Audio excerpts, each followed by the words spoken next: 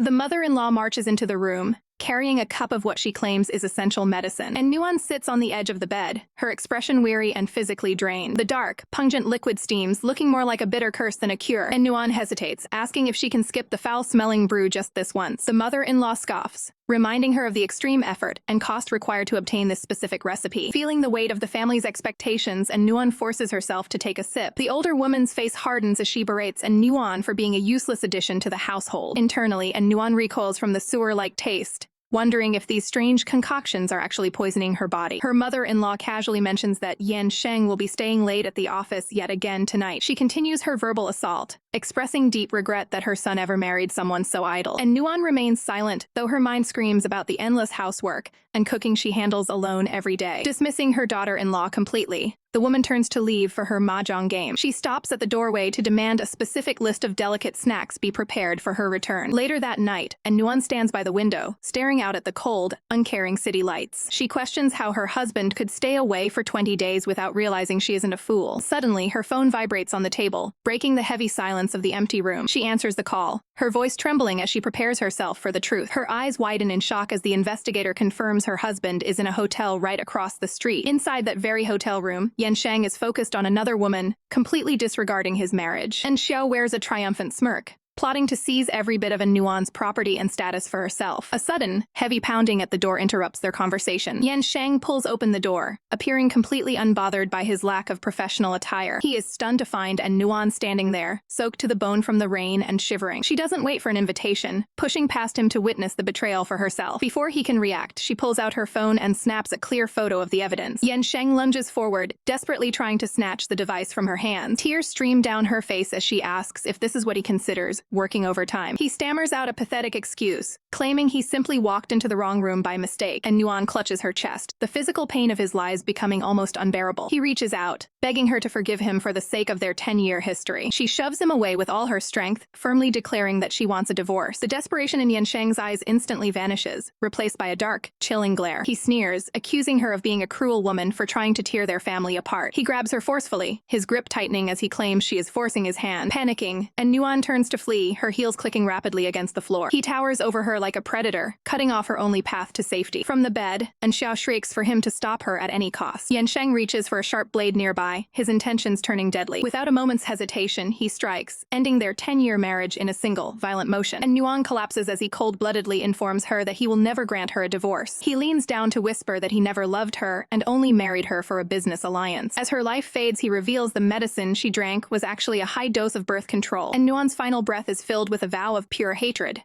wishing she had never been deceived by him. The scene abruptly shifts to a rain-slicked road where a car is driving at high speeds. Two luxury vehicles narrowly avoid a catastrophic collision in the middle of the street, and Nuan bolts upright, gasping for air as if she's just escaped a nightmare. She looks around the interior of the car, her heart racing as she realizes she's still alive. Confusion sets in as she gazes out at the familiar cityscape through the window. She checks the surroundings, realizing with a shock that she has somehow returned to the past. Her eyes lock onto a figure standing precariously on a nearby rooftop. Recognizing her friend Kiki, and Nuan screams out in a desperate attempt to save her. She watches in horror as Kiki makes a tragic final decision before her very eyes. Overwhelmed by the trauma, and Nuan breaks down in the passenger seat. The driver looks over at her, his expression unreadable and calm. He asks if she requires medical attention after the near accident. He reaches out to open the door, his movements measured and professional, and Nuan looks up, meeting the gaze of the man who saved her. Her breath catches as she recognizes the face of someone she knew in her previous life. Standing before her is Jinghuai, a man known for his power and reputation. He smiles thinly, addressing her by name as if they were old acquaintances, and Nuan recalls that in her past life, this man was her husband's greatest rival. She remembers a specific moment when he reached out to her with a warning. The memory of his voice echoes in her mind, sharp and full of hidden meaning. He mentions the rumors of her upcoming engagement to Yan Sheng. She realizes now that his past warnings about her husband were entirely accurate. Looking down, she knows she cannot let history repeat itself this time. With newfound resolve, she reaches out and grabs the lapels of his jacket. She pulls him close, eyes burning with a demand to help her escape her fate. Yi Jinghuai wonders if Nuan is merely using him to spite her fiancé. He notes that her expression is unexpectedly dead serious. He narrows his eyes, carefully assessing her sudden interest in him. Jinghuai leans in close to test her resolve with a sharp gaze, and Nuan confirms her interest with unwavering certainty. He remains silent, watching her for any sign of a lie, and Nuan worries if her memories of the past are playing tricks on her. He places a hand on her head in a patronizing gesture of concern. He suggests she needs a brain scan after the shock of the car crash. Jinghuai reaches into his pocket to pull out his wallet. He hands over a credit card, offering to cover all her medical expenses, and Nuan stares at the infinite card, a symbol of his immense wealth. She accepts it, cheekily calling it a betrothal gift from him. Jinghuai is momentarily speechless at her incredible boldness. He turns away without a word, heading back toward his car, and Nuan is left confused by his sudden and silent departure. She bites her lip, wondering if she has pushed her luck too far. She shouts after him, promising to elope on her wedding day. Jinghuai's hand pauses as he reaches for the car door handle. He looks back, his silhouette framed against the evening streetlights. A faint, amused smile plays on his lips as he finds her interesting, and Nuan watches his car disappear, clinging to a sliver of hope. She clutches the card, haunted by flashbacks of her husband's betrayal. Kiki stares at the high-end credit card, completely bewildered by the situation. Kiki pinches her own cheek to ensure she isn't dreaming. She frantically asks if a Nuan has been possessed by a demon, and Nuan smiles gently, assuring her friend she is completely sober. Kiki can't believe she'd dump a perfect fiancé for a playboy. She looks at photos of the supposed model couple on the beach. Kiki warns her about the social fallout of cheating before marriage, and Nuan looks down sadly, knowing the truth behind the facade. She stares at her hands, recalling the deep pain of her past marriage, and Nuan breaks into tears, labeling her former husband a beast. Kiki panics, shocked by her friend's sudden and intense emotional outburst. She pulls Nuan into a comforting embrace, promising her total support, and Nuan wipes her eyes, feeling the heavy weight of her trauma. Kiki boasts about her martial arts skills, threatening to protect her, and Nuan smiles through tears, grateful to have her friend alive. Kiki beams, happy to see her friend finally feeling better, and Nuan takes Kiki's hands, her expression turning very serious. She begs her friend to keep their secret encounter quiet. Kiki agrees immediately, loyal to a fault despite her total confusion. Their moment is interrupted by the sudden ringing of a phone. The screen displays a call from Gu Yansheng, the man she hates, and Nuan stares at her vibrating phone, her eyes narrowing as she recognizes the name of the man who ended her life. Kiki watches her friend closely, shocked by the sheer intensity of the rage radiating from Nuan's face. In an attempt to lighten the mood, Kiki pulls her into a tight hug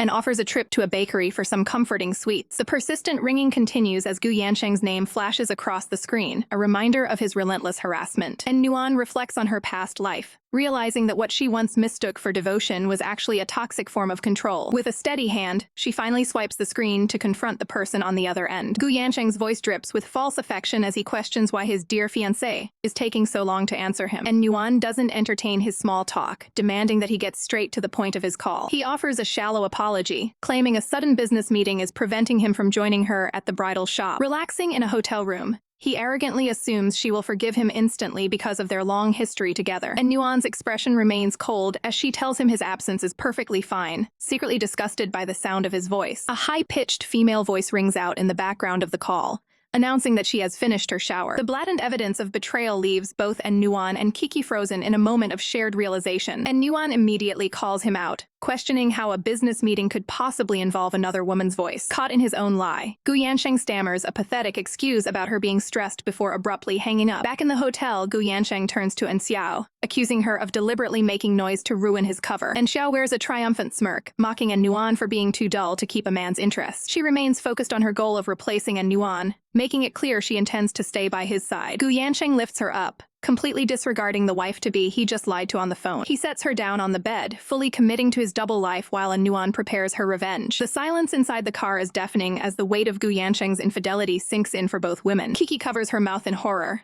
asking her friend if she had been aware of this betrayal all along. She finally understands Nuan's radical actions, realizing that Gu Yansheng is nothing more than a dishonest scumbag. And Nuan stares forward with burning resolve, declaring that she will never tie herself to such a loathsome person. They arrive at the N family villa, the peaceful exterior masking the storm brewing within Nuan's heart. Her parents greet her warmly at the door, eagerly asking how the wedding dress selection went. Seeing their faces again, alive and well, causes Nuan's breath to hitch as she struggles to maintain her composure. Tears of relief and sorrow spill over as she tells them just how much she has truly missed them. She rushes into her father's arms, holding on tight to the family she lost once before. Her parents are confused by her sudden emotional outburst, worrying that she simply couldn't find a dress she liked. And Nuan quickly wipes her eyes, realizing she must stay calm to avoid causing them unnecessary panic. Her mother's brow furrows as she notices Gu Yansheng is missing, asking why only Kiki accompanied her home. Kiki wastes no time, bluntly revealing to the parents that Gu Yansheng has been cheating on their daughter. The news hits the parents like a physical blow, leaving them reeling in shock and disbelief. Her father looks at Nuan, desperately hoping there has been some kind of misunderstanding, and Nuan confirms the truth with a steady voice, officially requesting to break off the engagement immediately. She acknowledges the social mess this will create, asking for their forgiveness for the trouble she's causing. A heavy silence hangs in the air as her parents process the gravity of her request. Her father pulls her close, promising that he will handle the relatives and support her choice unconditionally. With her family's full backing, and Nuan finally feels the burden on her chest begin to lift. An entire day passes with no sign of Jinghuai, leaving Nuan frustrated by her lack of contact information. She looks at the black card in her hand, hatching a plan to use his money to force a meeting. She marches into a luxury shopping district with a determined stride, ready to make her presence known. She enters an upscale boutique, her eyes scanning the high-end merchandise for the most expensive items. A sales associate greets her with a practiced smile, offering her a discount on the latest seasonal arrivals. And Nuan ignores the sales and demands to see every high-priced garment the store has to offer. The employee is stunned as Nuan instructs her to prepare every single luxury item for a fitting. Standing before the mirror, and Nuan waits for the notifications of her spending to bring Jinghuai back to her. High above the city at the Kingning Mountain Cliff Villa,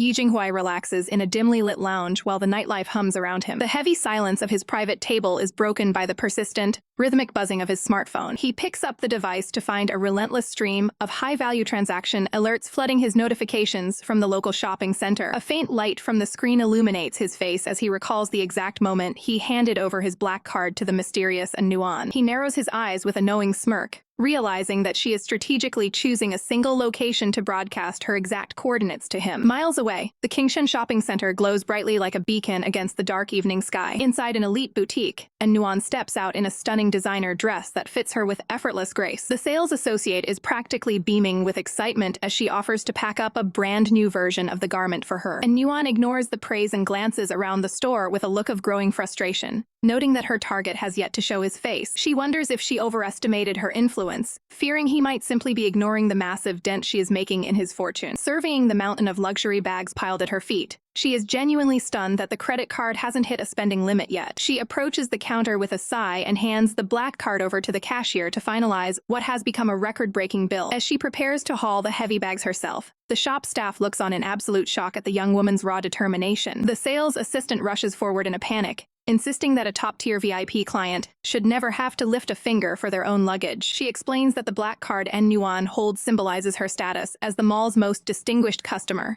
granting her immediate home delivery. A professional courier extends a clipboard, requesting a signature to finalize the secure transport of her new wardrobe. And Nuan signs the document with a steady hand, realizing that Jinghuai's ordinary shopping cart carries far more weight than she ever imagined. She exits the mall and walks into the cool night air, questioning if relying on such a high-profile man is the right move for her revenge. Looking back one last time at the empty entrance, she feels the sting of a failed gamble as the man she sought remains nowhere in sight. Back at the luxury lounge, Jinghuai sits stoically while his companions continue to party and drink around him. A final message arrives from his contact, Commissioner Zhang, confirming that all of Nuan's purchases have been safely delivered to her villa. Suddenly, a hand reaches out from the side and snatches the phone right out of Jinghuai's grasp. Qin Jiang, Jinghuai's close associate, peers at the screen with intense curiosity to see what has captured the boss's attention all night. His jaw drops as he sees the endless list of spending notifications, wondering what kind of woman could possibly be this expensive to maintain. Jinghuai remains unfazed and calm,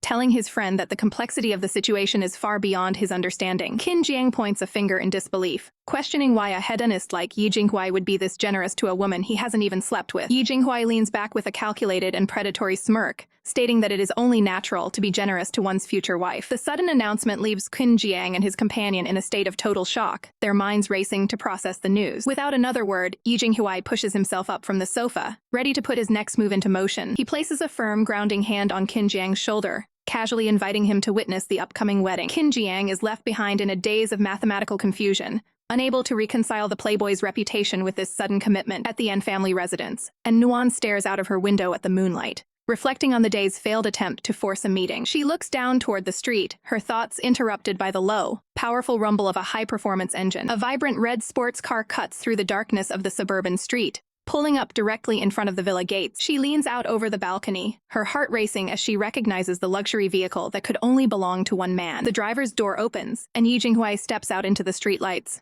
looking every bit the powerful ally she desperately needs. And Nuan catches her breath as their eyes finally meet across the distance, realizing that her expensive bait has finally reeled him in. Under the soft glow of the moon, and Nuan meets Jinghuai beside his sleek red sports car. She looks at him with genuine surprise, wondering how he managed to track her down so quickly. Jinghuai leans in with a knowing look, reminding her that spending 30 million yuan is a surefire way to get his attention. He watches her with an amused expression, clearly entertained by her bold tactics to summon him. And Nuan offers a playful smile, promising to return every expensive item and pay him back for the trouble. He stops her immediately, declaring the massive sum a mere betrothal gift for his future bride. Overjoyed by his confirmation, and Nuan's face lights up with excitement as she realizes their deal is still on. Jinghuai's expression shifts to a more stoic and analytical gaze as he observes her reaction. He pauses for a moment, his voice dropping as he prepares to voice a serious concern. He demands total honesty, questioning why she is so desperate for him to steal her away from her own wedding. And Nuan explains her tactical desire to dismantle Gu Yansheng's power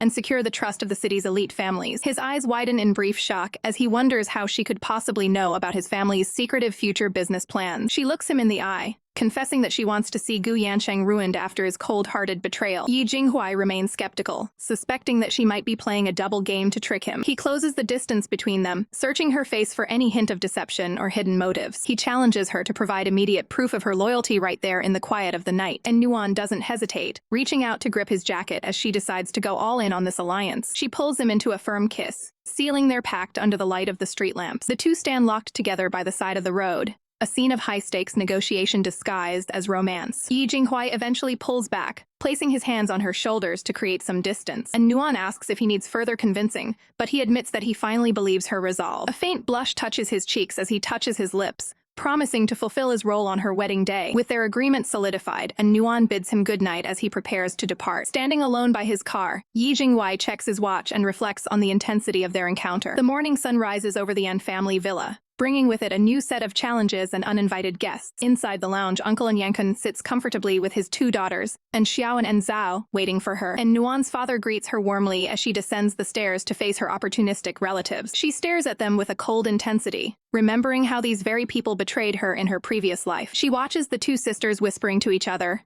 knowing exactly how they plan to use her connections for their gain. The uncle remarks on her expensive attire, assuming she has already become a pampered member of the Gu family. With a greedy smile, he asks Nuan to secure high-ranking jobs for his daughters at her fiancé's company. And Nuan delivers a flat refusal, making it clear she has no intention of helping them climb the social ladder. Infuriated by her defiance, the uncle slams his hands onto the table and begins to scold her for her lack of respect. A hand reaches for a delicate teacup, signaling the start of a classic manipulative maneuver. And Xiao steps forward with a fake air of humility, offering a cup of tea as a hollow apology for the intrusion. She accidentally tips the cup, intending to scald Nuan and frame her for a clumsy outburst. And Nuan reacts with lightning speed, grabbing Xiao's arm to redirect the path of the hot liquid. The porcelain cup crashes into pieces on the floor, the tea splashing harmlessly away from Nuan. The loud noise draws the immediate attention of the fathers, who look over in confusion, and Xiao quickly drops to the floor, putting on a pitiful performance to make it look like she was attacked. A small, satisfied smirk plays on Nuan's lips as she realizes her cousin is using her old, tired tricks, and Nuan suddenly bursts into tears, burying her face in her hands to beat Xiao at her own game of victimhood. And Xiao stares up in disbelief, shocked that her cousin is suddenly outacting her in front of the family. Peeking through her fingers with a sharp gaze, and Nuan vows that in this life, she will be the one in control. Her father rushes to her side, his voice thick with concern as he asks if the hot tea caused any injuries. Seeing that his daughter is safe, he turns a cold shoulder to his brother and firmly requests that he take his leave. The uncle scoffs at the display of emotion, dismissing the entire incident as a trivial matter over a simple piece of pottery. And Nuan looks up with tear-filled eyes, questioning how he could call her late grandfather's hand-carved treasure a small matter. The uncle's face pales as he realizes the gravity of the situation, staring down at the shattered remains of the family heirloom. The broken shards lie scattered on the floor, a permanent reminder of Xiao's supposedly accidental outburst. Enraged by the potential fallout, the uncle turns his fury toward Xiao, demanding to know how she could be so reckless. And Xiao cowers under his gaze, stammering out a pathetic excuse that she had no idea the cup held such significance. And Nuan maintains her facade of kindness, pleading with her uncle to keep the disaster a secret so it doesn't upset her mother. She offers a hollow forgiveness to Xiao, suggesting that her cousin is simply too young to understand the consequences of her actions. With a calculated glance, she advises Xiao to model her behavior after her more composed sister, Zhao. And Zhao sits with perfect posture on the sofa, projecting an image of elegance and superior breeding. She touches her chest with pride, crediting her impeccable manners to her mother's wealthy and prestigious upbringing. The insult lands heavily as Zhao mocks Xiao for being the daughter of a mistress who can only rely on cheap, pitiful tricks. And Nuan watches the tension boil over, noting the deep-seated hostility between the two sisters who share a father, but different social standings. And Xiao snaps, lunging toward her sister and demanding she retract the biting insult about her mother's status. And Zhao doesn't flinch, maintaining her smug expression as she repeats the label of bastard child to her sister's face. Pure, unadulterated rage twists in Xiao's features as she prepares to strike back at her sibling. The argument turns physical as Xiao grabs Zhao by the collar, the two of them descending into a violent struggle. Their hands lock in a desperate grapple, each sister trying to overpower the other in a fit of domestic fury. A sharp crack echoes through the room as Xiao delivers a stinging slap across Zhao's face. Their father rushes between them with his hands raised, desperately shouting for his daughters to stop their embarrassing brawl. In the chaotic whirlwind of flying limbs, the uncle takes a stray blow directly to the face, his eyes widening in shock. And Nuan stands perfectly still in the background, a silent observer to the self-destruction of her greedy relatives. Her gaze remains cold and detached, reflecting on how this family once ruined her and relishing this moment of retribution. The uncle finally reaches his breaking point, his face turning red as he bellows for silence at the top of his lungs. He points toward the exit,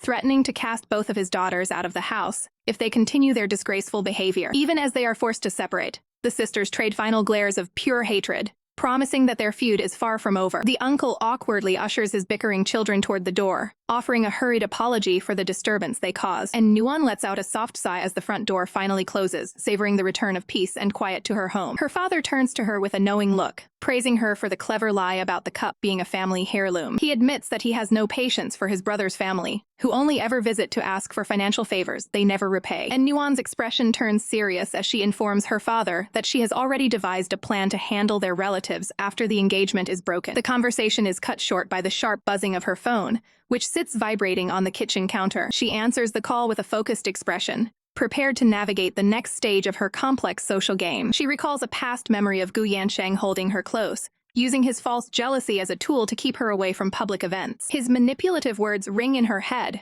realizing now that he only wanted her at home so he could attend parties with other women. Determined not to let history repeat itself, and Nuan tells the person on the line that she will absolutely attend the upcoming charity dinner. A cheerful voice on the other end belongs to Kiki, who is beyond excited to make a grand entrance at the gala with her best friend. A sudden, firm knock at the front door interrupts the girls' celebratory phone conversation. A delivery courier stands at the entrance, announcing that he has a special package for Miss Anne. And Nuan asks Kiki if the gift she mentioned has already arrived at her doorstep so quickly. Her father lifts the heavy cardboard box, wondering if this unexpected delivery could be another move from the mysterious Yi Jinghuai. The sun sets over the sprawling, modern architecture of the prestigious Yi family estate. Inside, Yi Jinghuai stares intently at his phone, his anxiety growing as he waits for a reply about his mysterious delivery. He sighs with a hint of regret, wishing he had consulted his social savvy associate for advice on the finer points of gift-giving. Across town, and Nuan carefully sets the anonymous package on her table, her curiosity piqued by the lack of a sender's name. She hesitates, her mind racing with the possibility that the delivery could be a trap from one of her many enemies. Taking a moment to prioritize her safety, she decides to keep her distance and remain cautious for the time being. The sudden, sharp vibration of her smartphone on the table startles her as she continues to eye the mysterious box. She picks up the call only to hear Yi Jinghuai's voice on the other end, sheepishly asking if she's had a chance to open her surprise yet. He leans back on his sofa and confesses that he was so nervous about the gesture that he completely forgot to sign his own name. He recalls the frantic moment he personally handed the package over to the courier with strict instructions for a speedy delivery. Relieved to know it's from him, and Nuan finally peels back the tape and opens the box while still keeping him on the line. Her breath catches in her throat as she stares at the contents, genuinely touched by the effort he put into choosing something so perfect. She can't help but compare this to Gu Yansheng's lazy efforts, remembering how he used to offer a single, meaningless rose as a hollow sign of devotion. She looks down at the active call on her screen, realizing that Yi Jinghuai is already proving to be a much more attentive partner. With a bright smile, she tells him that she absolutely loves the gift and appreciates the thought behind it. A look of pure relief and satisfaction washes over Yi Jinghuai's face as he hears the genuine excitement in her voice. The night of the grand charity banquet arrives, with the city's elite filling the opulent, gold-leafed ballroom. Gu Yansheng makes his grand entrance, but instead of his fiancé, he is accompanied by his ambitious secretary, Xu Zixi. Zixi clings to his arm and coyly asks why he chose her for the night, prompting Gu to cruelly dismiss Nuan as nothing more than a plain housewife. He leans in close to whisper that someone as elegant as Zixi is the only one who can truly complement his high social standing. They maintain a polished, professional facade as they navigate the room, oblivious to the eyes watching their every move. Gu Yansheng keeps his phone tucked away, confident that his plan to keep Nuan isolated at home is working perfectly. He scoffs at the idea of being caught, assuring Zixi that his fiancé would never have the courage to step foot in such a prestigious event. Suddenly, a wave of hushed whispers washes over the crowd as all eyes turn toward the entrance in absolute awe, and Nuan glides into the room looking like a literal goddess in a shimmering pink gown, with a confident Kiki by her side. Zixi's face twists with immediate jealousy as she realizes the plain woman she mocked has just stolen the entire spotlight. Gu Yansheng stands frozen in shock, unable to reconcile this radiant, powerful woman with the timid girl he thought he controlled. Driven by pure ego, he quickly ditches his secretary and marches toward Nuan to reclaim his place at her side. He reaches out with a practiced, charming smile and asks if she would like to spend the rest of the evening as his official partner. And Nuan doesn't even look at him as she effortlessly sidesteps his reaching hand, leaving him grasping at thin air. Gu Yansheng is left reeling from the public rejection, his confusion turning into a simmer of entitled frustration. She finally turns to him with a gaze as cold as ice, pointedly asking if he hasn't already found a suitable companion for the night. Zixi rushes forward to reclaim Gu's arm, her presence serving as a glaring reminder of his immediate betrayal. Panicking, Gu Yansheng tries to brush her off, desperately claiming that Zixi is merely a work colleague who tagged along for business. And Nuan stares him down with a look of pure disbelief, challenging him to keep up the lies in front of the entire high society crowd. A sharp, mocking voice cuts through the tension as a new figure emerges from the shadows to call out Gu's blatant hypocrisy. Jinghuai steps into the light, boldly accusing Gu Yansheng of conducting himself inappropriately in the private areas of the venue. Kiki watches the confrontation unfold with a look of fierce satisfaction, ready to see her best friend's enemies get what they deserve. She steps forward and publicly brands Gu Yansheng a scumbag, calling him out for betraying Nuan's long-standing sincerity. The surrounding guests begin to mutter in disapproval, their professional respect for the Gu family evaporating in an instant. Gu Yansheng lashes out in a desperate defense, trying to deflect the blame by reminding everyone of Jinghuai's own reputation. A knowing, predatory smirk plays on Jinghuai's lips as he prepares to deliver the final, crushing blow to Gu's credibility. He calmly raises his smartphone to show the room that he has documented every single moment of Gu's unprofessional behavior. Cornered and desperate, Yansheng barks out a challenge for his rival to actually produce some proof. Jinghuai simply smiles and turns his phone around,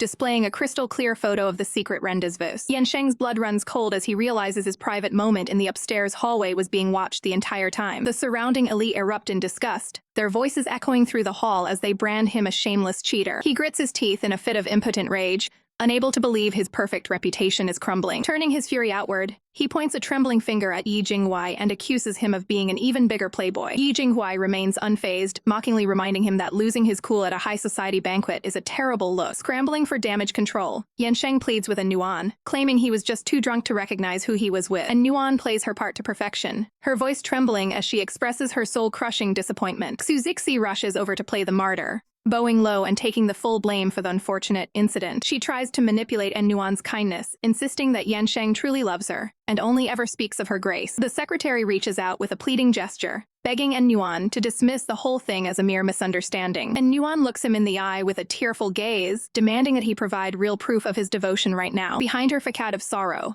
her eyes sharpen with a cold promise that her true revenge will wait for the wedding day. Yansheng feels the pressure mounting, knowing he needs a drastic gesture to regain her trust in front of everyone. Without a second thought, he turns to Zixi and coldly announces her immediate termination from the Gu Corporation. The secretary's jaw drops in pure shock as the man who promised her a promotion throws her under the bus. He continues his ruthless performance, accusing her of seduction and threatening a lawsuit for workplace harassment. Zixi flees the room in tears, leaving Yansheng to stand alone as the self-proclaimed victim of her advances. And Nuan watches the heartless display with internal contempt, disgusted by how easily he discards people to save himself. When he asks for her forgiveness, she keeps him on the hook by claiming she needs time to process the betrayal. She turns her back on him, signaling to Kiki that it's time to head upstairs for the main event of the evening. As she walks away, she passes Jinghuai, their eyes meeting in a silent agreement of their shared objectives. He gives her a subtle nod, telling her to wait for him upstairs as he prepares his next move. Yansheng follows closely behind, convinced that his usual sweet talk will be enough to win her back. He casts one last venomous glare at Jinghuai, swearing that he will make the man pay for this public humiliation. The doors to the grand auction room swing open, revealing a stage set for the night's high-stakes bidding. Yansheng tries to force his way into their private circle, but Kiki snaps at him to back off immediately. She doesn't hold back her venom, telling the scumbag to shut his mouth and leave them in peace. He tries to play the first love card, begging for just one more chance to prove his worthiness to her. And Nuan sits in elegant silence, observing his pathetic desperation with the detachment of a queen. She knows his affection is nothing but a hollow lie, and she refuses to be the fool she was in her past life. Glancing around the room, she realizes Jinghuai has disappeared from the crowd and wonders what he's up to. The auctioneer unveils the star of the show, a priceless sapphire necklace once owned by royalty. Yansheng smirks to himself, believing that a massive display of wealth is the quickest way to buy back her love. He leans in and promises to secure the necklace as an extravagant wedding gift for her. The bidding opens at a staggering 5 million yuan, setting a high bar for the prestigious item. Eager to show off his financial power, Yansheng immediately raises his paddle to 6 million. A booming voice from the shadows of the balcony suddenly jumps the price straight to 10 million. Kiki laughs at his startled expression, mocking the Gu family's supposed wealth and his ability to keep up. His ego bruised, Yansheng pushes the bid to 15 million, certain that no one would dare go higher. From the darkness above, a hand raises a paddle to a jaw-dropping 50 million yuan. Yansheng stands up in a panic, his face contorting with rage as he demands to know who is trying to bankrupt him. The auctioneer's gavel hangs in the air as the bidding for the sapphire necklace reaches a staggering 50 million yuan. Yansheng breaks into a cold sweat, knowing his depleted corporate accounts can't handle a price tag this high. He tries to play it off, leaning into Nuan to insist the piece isn't worth the cost while promising her a cheaper alternative later. And Nuan remains eerily calm, leading Yansheng to believe she's actually falling for his manipulative excuses. The tension in the ballroom is palpable as the auctioneer begins the second call for the massive 50 million yuan bid. Without a word, Nuan's hand reaches out to seize her bidding paddle with absolute determination. She stuns the entire room by raising the price even further, confidently calling out a bid of 55 million. Yansheng panics and grabs her arm, desperately whispering that they don't have the funds to cover her reckless spending. Hushed whispers ripple through the audience as the elite begin to speculate that the Gu family is facing a total financial collapse. Yansheng looks around in horror, realizing the public spotlight has turned into a glaring interrogation of his wealth. His heart sinks as he realizes his attempt to hide the company's crisis has just been completely destroyed in front of everyone. And Nuan maintains her graceful posture, secretly relishing the fact that she's the one driving him toward social ruin. She puts on a mask of innocent confusion, reminding him that he was the one who insisted on buying her a grand wedding gift. Suddenly, a calm voice from across the room raises the stakes even higher by bidding a clean 60 million. Yansheng stands frozen, his face pale as he watches his control over the situation evaporate completely. He searches the crowd for the source of the bid, his eyes wide with disbelief at the astronomical price. Jinghuai steps forward in a pristine white suit, radiating the kind of effortless power that Yansheng can only dream of. Seeing his rival again sends Yansheng into a silent, teeth-gritting fury. The gavel finally falls, and the auctioneer officially awards the sapphire necklace to Jinghuai for 60 million yuan. Jinghuai offers a sharp, mocking smile, questioning how a man who claims to love his fiancée can be so stingy. Yansheng snaps back with a weak defense, claiming that a playboy like Yi couldn't possibly understand true devotion. He pulls Nuan close to his side, warning her that their rival is nothing more than a wolf in sheep's clothing. And Nuan stares ahead with a blank expression, letting the two men battle for dominance in front of the crowd. Her internal thoughts are far more lethal, noting that the only wolf in the room is the man currently holding her hand. Yansheng tries to salvage his image by clutching her hand with a performative display of affection. He looks her in the eye and swears that his feelings for her are the only genuine thing in the room. And Nuan gazes back at him, her face a perfect mask of sorrow that hides her absolute loathing. He leans in close, attempting to seal his fake apology with a romantic gesture in front of the cameras. And Nuan's skin crawls as she prepares to dodge the advances of a man she finds utterly repulsive. She tenses up, ready to break away from the unwanted contact at the very last second. Jinghuai suddenly intervenes, stepping between them and pulling Nuan into his own protective space. He whispers a quiet assurance into her ear, telling her to trust him as he executes the next phase of her revenge. Yansheng bellows in outrage, demanding that Jinghuai step away from his legitimate fiancé. Jinghuai keeps his arm firmly around her, mockingly suggesting that she's been nothing but a puppet for Yansheng's public acting. The insult hits home, leaving Yansheng trembling with a mixture of embarrassment and unbridled rage. With a confident snap of his fingers, Jinghuai decides to turn the evening into an even more humiliating spectacle for his opponent. An assistant brings out the sapphire necklace, the jewels glittering brilliantly under the ballroom lights. Jinghuai personally fastens the priceless treasure around Nuan's neck, a move that stuns every guest in attendance. The crowd gasps as he declares that he can easily provide the luxury that Yansheng is too bankrupt to afford. Completely losing his composure, Yansheng lunges forward with a wild, desperate punch aimed at Yi's face. Jinghuai doesn't even break his cool, effortlessly sidestepping the clumsy attack with practiced grace. The sharp click of a camera shutter captures the exact moment the perfect hair turned into a common brawler. A swarm of reporters descends on the scene, their flashes illuminating Yansheng as he collapses in a fit of undignified rage. He tries to hide his face from the lenses, realizing too late that his reputation has been permanently stained. A reporter shoves a microphone forward, demanding to know why Jinghuai would spend a fortune on another man's bride-to-be. Jinghuai looks directly into the cameras and boldly announces to the world that he has a massive crush on Nuan. Reporters swarm Nuan, shoving their smartphones in her face to demand answers about her secret ties to the powerful family. She keeps her composure under the flashing lights, calmly maintaining that her relationship with Jinghuai is strictly professional. Jinghuai suddenly looms over her, his cold gaze forcing the aggressive media to take a collective step back. He takes full control of the situation,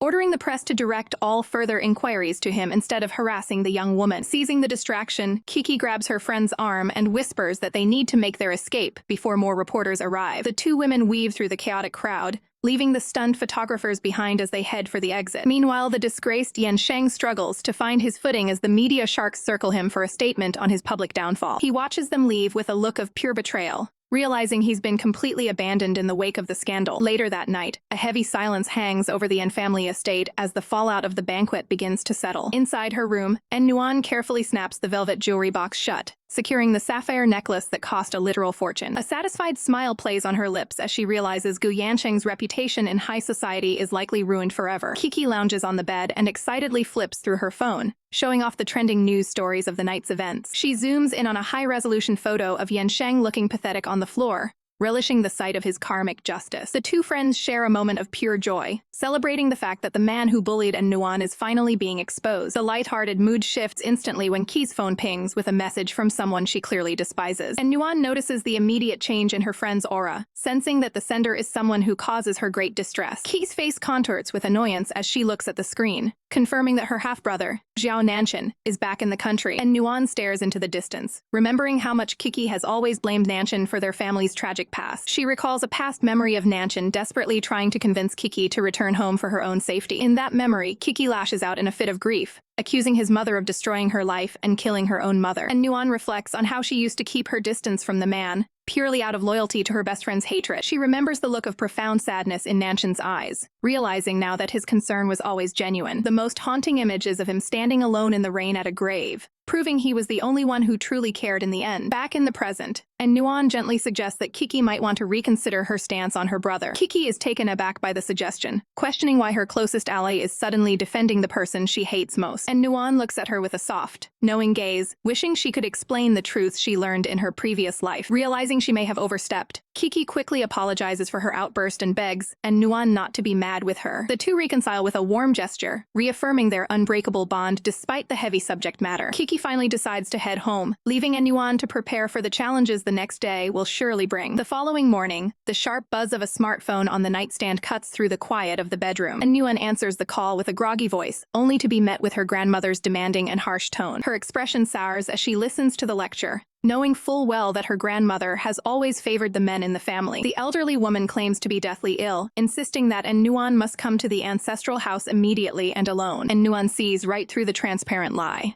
realizing this is a trap set by the family to interrogate her about the trending news. A rhythmic knocking at the door interrupts her thoughts as she prepares to face the lion's den. Her mother steps into the room, her eyes filled with a quiet concern that doesn't need to be spoken aloud. Sensing the danger, she tells her daughter that she won't let her face the grandmother's wrath without protection. They drive together to the prestigious old family estate, where the air feels heavy with judgment and ancient tradition. Grandmother Wen Qingkui sits upright in her bed, her face twisting in anger when she sees that Nuan disobeyed her orders. The matriarch's voice booms with authority as she demands to know why Nuan brought her mother along. Nuan's mother remains incredibly poised, claiming she only came because she was worried about her mother-in-law's health. The grandmother's eyes narrow into slits, her gaze dripping with a deep-seated resentment for the women standing before her. She immediately starts scolding them for their lack of manners, clearly looking for any excuse to exert her dominance. The old woman's rage boils over as she accuses Nuan of intentionally harming her favorite granddaughter, Xiao. Nuan's mother maintains a polite but firm smile, refusing to let the matriarch bully her daughter any longer. Infuriated by the defiance, the grandmother slams her hand onto the bedside table with enough force to rattle the room. She violently sweeps a cup off the table, branding Nuan a shameless and frivolous disgrace to the family name. Nuan listens to the insults with a stoic expression, knowing the old woman is only lashing out because her schemes are failing. She finally speaks up with a piercing look, coolly asking if the embarrassment her grandmother is referring to is actually Yi Jinghuai. Grandmother Wen Kinki's face contorts with fury as she screams, accusing Nuan of being a shameless woman for even mentioning another man's name. Unfazed by the outburst, Nuan reaches into her bag to reveal the high-end gift she supposedly prepared just for the matriarch. The grandmother's anger vanishes instantly, replaced by a sudden, dry cough as she realizes she might be looking at a multi-million-dollar treasure. She immediately changes her tune, offering a fake, sickly sweet apology for her previous volume while praising Nuan as her most thoughtful grandchild. Her eyes gleam with pure, unadulterated greed as she reaches out, desperate to feel the cold weight of the expensive sapphire against her skin. Just as the old woman's fingers are about to touch the box, Nuan smoothly pulls it back, keeping the prize just out of reach. And Nuan points out the obvious contradiction, noting that a woman of such high reputation surely wouldn't want to wear a gift from the rival Yi family. She offers a mocking smile, cornering the matriarch by asking if she's really prepared to go back on her own principles for a piece of jewelry. Caught in her own trap, the grandmother snaps that she has no interest in the necklace, pivotally shifting the conversation back to the Gu family marriage. And Nuan looks away with icy indifference, flatly stating that her future nuptials are absolutely none of her grandmother's business. Her gaze sharpens as she prepares to dig up the family's buried secrets and hypocrisies. The old woman's face pales in shock, her finger trembling as she demands to know what her granddaughter is implying. And Nuan stands tall, reminding the room that it was actually the grandmother who originally tried to block her engagement in favor of her cousin. She leans in close, her voice a dangerous whisper as she questions why the matriarch is suddenly so desperate to see this specific marriage happen. The atmosphere turns freezing as Nuan looks her straight in the eye and accuses her of harboring hidden, ulterior motives. Unable to handle the truth, the grandmother dramatically clutches her chest and wails about her failing heart to deflect the interrogation. And Nuan's mother turns back in alarm, her maternal instincts kicking in despite the obvious theatricality of the attack. Uncle Yankun bursts into the room like a choreographed hero, supporting the matriarch while claiming he was waiting nearby for just such a crisis. He immediately turns his venom on Nuan, bellowing about her lack of respect and blaming her mother's supposedly poor parenting. And Nuan's mother stands her ground even as the weight of the family's collective judgment presses down on her. And Nuan reaches out and firmly grips her mother's arm, signaling that she doesn't need to waste her breath on these people. She offers a reassuring look, silently telling her mother that she has everything under complete control. Turning back to her uncle, and Nuan notes that he asked a very interesting question about manners and upbringing. She pulls out her phone to display the company's attendance records, revealing that his own daughters have been skipping work without excuse. And Nuan's eyes reflect off the dark screen as she points out that the girls are simply following their father's lazy example of absenteeism. And Yankun's face turns a blotchy red, his veins bulging as he struggles to find a retort for the cold, hard data. With a lethal smile, and Nuan adds that she finally understands why her grandfather chose her father, and not the uncle, to lead the family business. The uncle's eyes widen in a fit of psychotic rage, his ego shattered by the brutal comparison. He loses all control and lunges forward, raising his hand to strike Nuan for her perceived insolence. A sudden, forceful palm catches his wrist midair, stopping the violent strike dead in its tracks. And Nuan's mother stands as a fierce shield, warning Yankun that she will never allow him to lay a single finger on her daughter. And Nuan watches in stunned silence, moved by the sight of her usually gentle mother finally fighting back against their oppressors. Without waiting for a response, her mother commands them to leave, turning her back on the stunned matriarch and the fuming uncle. They march out of the ancestral home together, leaving the toxic atmosphere of the bedroom far behind. As she walks away, and Nuan vows that in this second life, she will be the one to protect her family from the tragedies of the past. Back inside, and Yankun seethes with resentment, wondering how his niece became so incredibly sharp-tongued overnight. And Zhao steps out from the shadows, suggesting a plan to replace Nuan in the upcoming Gu family marriage to regain their leverage. The illegitimate daughter, and Xiao watches the exchange with a calculating gaze, her mind already spinning a web of betrayal. She clenches her fist, knowing that while love is hard to manufacture, a public scandal is remarkably easy to arrange. And Xiao's smile turns predatory as she reflects on the years of being looked down upon by her legitimate cousins. Looking out over the city skyline, she realizes that Nuan's disgrace will be the ladder she uses to climb to the top. Little does she know, Nuan is already miles ahead, anticipating every move the vipers in her family are about to make. And Nuan gazes at her smartphone with a confident smirk, ready to play the next card in her high-stakes game of revenge. She sends a decisive text message to set a new trap in motion, inviting her enemies to a wedding dinner that will change everything. The atmosphere in the private lounge is thick with the scent of expensive spirits and even more expensive secrets. Qin Jiang swirls his glass with a smirk,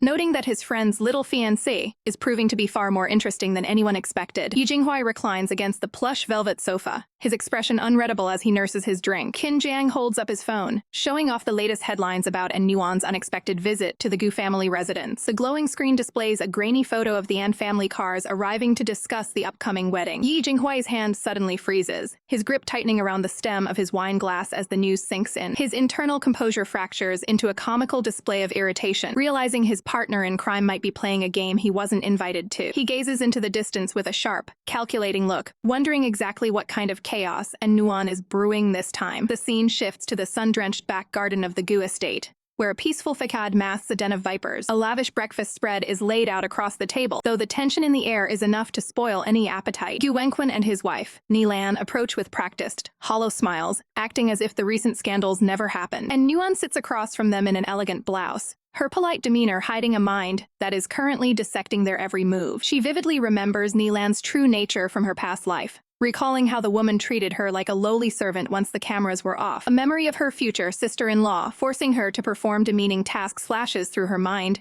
fueling her resolve for vengeance. Gu Wenquan clears his throat with a stern authority, reminding Nuan that the Gu family operates on strict rules and expectations. The two families sit together in a staged display of unity, a perfect portrait of high society deception. And Nuan's gaze turns icy and focused, silently vowing that she will never let these people dictate her life again. Gu Wenquan leans forward with a grandfatherly grin, suggesting they skip the pleasantries and get straight to the business of the marriage. And Nuan's father plays along perfectly, casually eating as he tells the Gus that they will follow their lead on all wedding matters. And Nuan hides a mischievous giggle behind her hand, delighted by how her father is executing his part of the plan. Gu Wenquan raises a glass, magnanimously promising a wedding of unprecedented scale and covering all the betrothal costs. The men clink their glasses together, sealing a deal that one side believes is a victory and the other knows is a death warrant. Her father waves off the mention of gifts, claiming that his only daughter's happiness is the only requirement he has. Nilan puts on a concerned face, gently asking Nuan if there is truly nothing she desires from her future in-laws. And Nuan nonchalantly pokes at her breakfast, stating that she doesn't really need anything from them at the moment. Nilan's face twitches with annoyance as she realizes, and Nuan is subtly mocking the fact that she already took their best sapphire. Believing the trap is set, Gu Wenquan pours more wine for his guest, confident that he has the An family exactly where he wants them. And Nuan's eyes narrow slightly, sensing that the old fox is finally about to reveal his true, greedy intentions. He finally drops the act, mentioning a temporary cash shortage for a major e-commerce project that needs immediate funding. And Nuan's father gestures openly, asking just how much the supposedly powerful corporation is short by. And Nuan feigns a shocked gasp, covering her mouth as if 5 million yuan is a staggeringly small amount for such a big man to lack. She pointedly asks how a massive corporation can't even cover a single cent of its own project's final costs. Gu Wenquan's face pales as he wonders how a young girl could possibly understand the intricacies of his corporate cash flow. And Nuan drives the point home, noting that if the project is as profitable as he claims, repayment should be easy. She smoothly produces a pen and paper,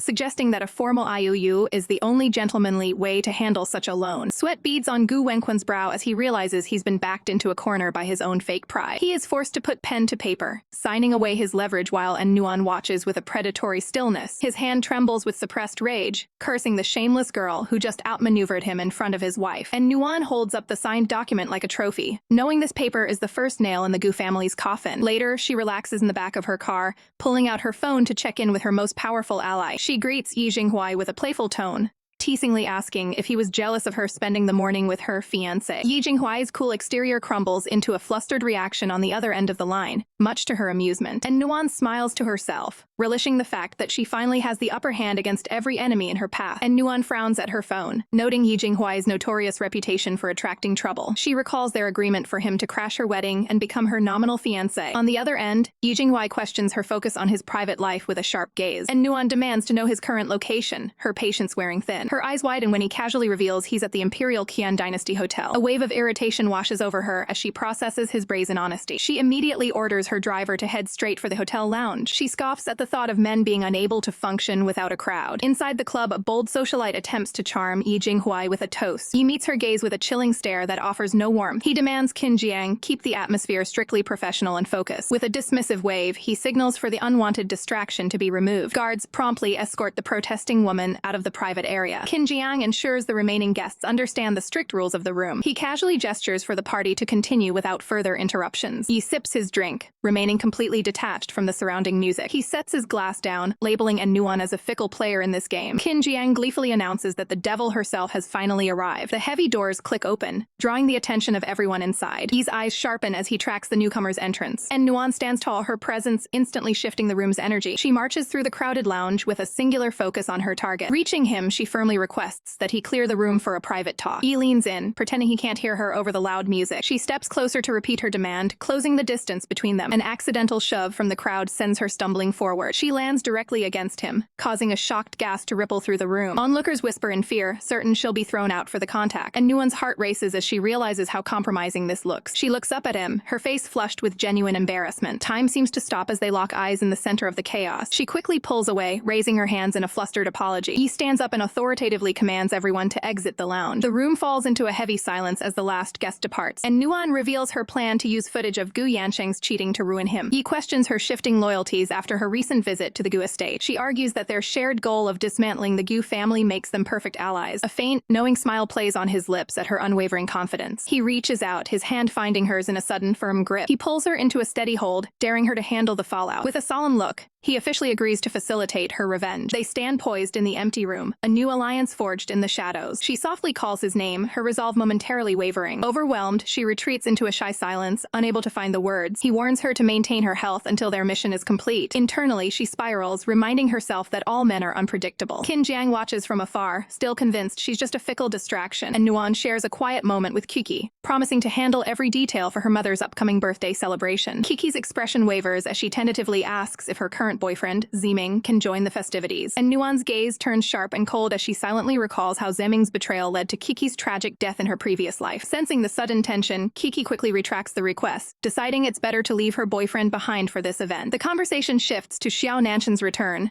whom Kiki dismisses as nothing more than a greedy intruder seeking inheritance. And Nuan's mind flashes to a haunting image from the past, where a devastated Xiao Nanshan mourned at Kiki's grave in the pouring rain. She looks at her friend with a mix of pity and resolve, knowing that Xiao Nanshan is far more honorable than Kiki realizes. The weight of the night finally takes its toll as Ki collapses into a drunken stupor, completely unaware of the heavy secrets surrounding her. The scene transitions to the quiet exterior of the An family villa, standing tall under the moonlit sky. Stepping inside, and Nuan finds her father still awake and waiting for her return in the dimly lit living room. He adjusts his glasses, explaining that he stayed up to ensure her safety after her mother's maternal instincts left her worried. And Nuan stares at him, her heart swelling with an overwhelming sense of gratitude for his unwavering protection. Her voice trembles as she asks why her parents have to be so incredibly kind and selfless. She collapses into her father's arms, the tears finally breaking through as she seeks comfort in his familiar embrace. While buried in his shoulder, she silently vows to use this second chance to shield her family from every ounce of future pain. Her father gently pulls back, cupping her face while asking his little princess what has caused such sudden distress. With a determined look, and Nuan suggests they throw a grand, high-profile bank for her mother's 50th birthday. Her father hesitates, reminding her that their family has always preferred to stay out of the flashy social spotlight. And Nuan challenges him, asking if his quiet love has ever truly given her mother the public recognition she deserves. She points out the harsh reality that high society circles have spent years looking down on her mother's background. She recalls the painful memories of her mother being treated as an invisible outsider by the city's elite socialites. And Nuan explains that without a prestigious family name, her mother has always been an easy target for cruel gossip. She drops the final bombshell, revealing that people even dare to compare her mother to a lowly servant in their own home. A flash of pure, protective fury crosses her father's face as he processes the depth of the disrespect shown to his wife. And Nuan stands firm, insisting that their family has more than enough power to stop these bullies once and for all. Her father falls into a contemplative silence, his previous reservations melting away under the weight of her words. He firmly agrees to the plan, vowing that he will never allow his wife to be mistreated or overlooked again. Wiping away a stray tear, and Nuan promises to personally prepare her mother so she can outshine everyone at the event. Her father pulls her into another hug, marveling at the strength and maturity his daughter has suddenly developed. And Nuan's eyes narrow with a predatory glint as she remembers how Nailan was the chief architect of her mother's past humiliations. She glances at her phone's countdown timer, knowing that the banquet will be the perfect stage to deliver a crushing blow to the Gu family. The bustling city streets provide a backdrop for a much-needed strategy meeting between two best friends at a local cafe. Kiki beams across the table, thoroughly impressed by how swiftly Nuan convinced her father to host the grand birthday banquet. And Nuan takes a slow, thoughtful sip of her drink, cryptically hinting that her mysterious ally has indeed acknowledged the invitation. Just nights ago, Nuan had coordinated with Jinghuai, planning to use the event to trap Gu Yansheng and An Zhao together. During that call, Yi's mention of a special gift for his future mother-in-law had left Nuan completely speechless. Back in the present, the memory of that bold claim still has her feeling a bit flustered as she stares into her iced coffee. Kiki can't help but tease her friend, noticing how easily the mention of Yi Jinghuai brings a telltale blush to her cheeks. Suddenly, the phone on the table vibrates with an incoming call from the man himself, catching both girls off guard. Kiki leans in with a mischievous grin, while Nuan tries to maintain her professional composure before answering. Nuan picks up, only for Yi to immediately ask if she is currently near a television screen. Both girls scan the interior of the cafe, wondering what kind of surprise he has in store this time. High on the wall,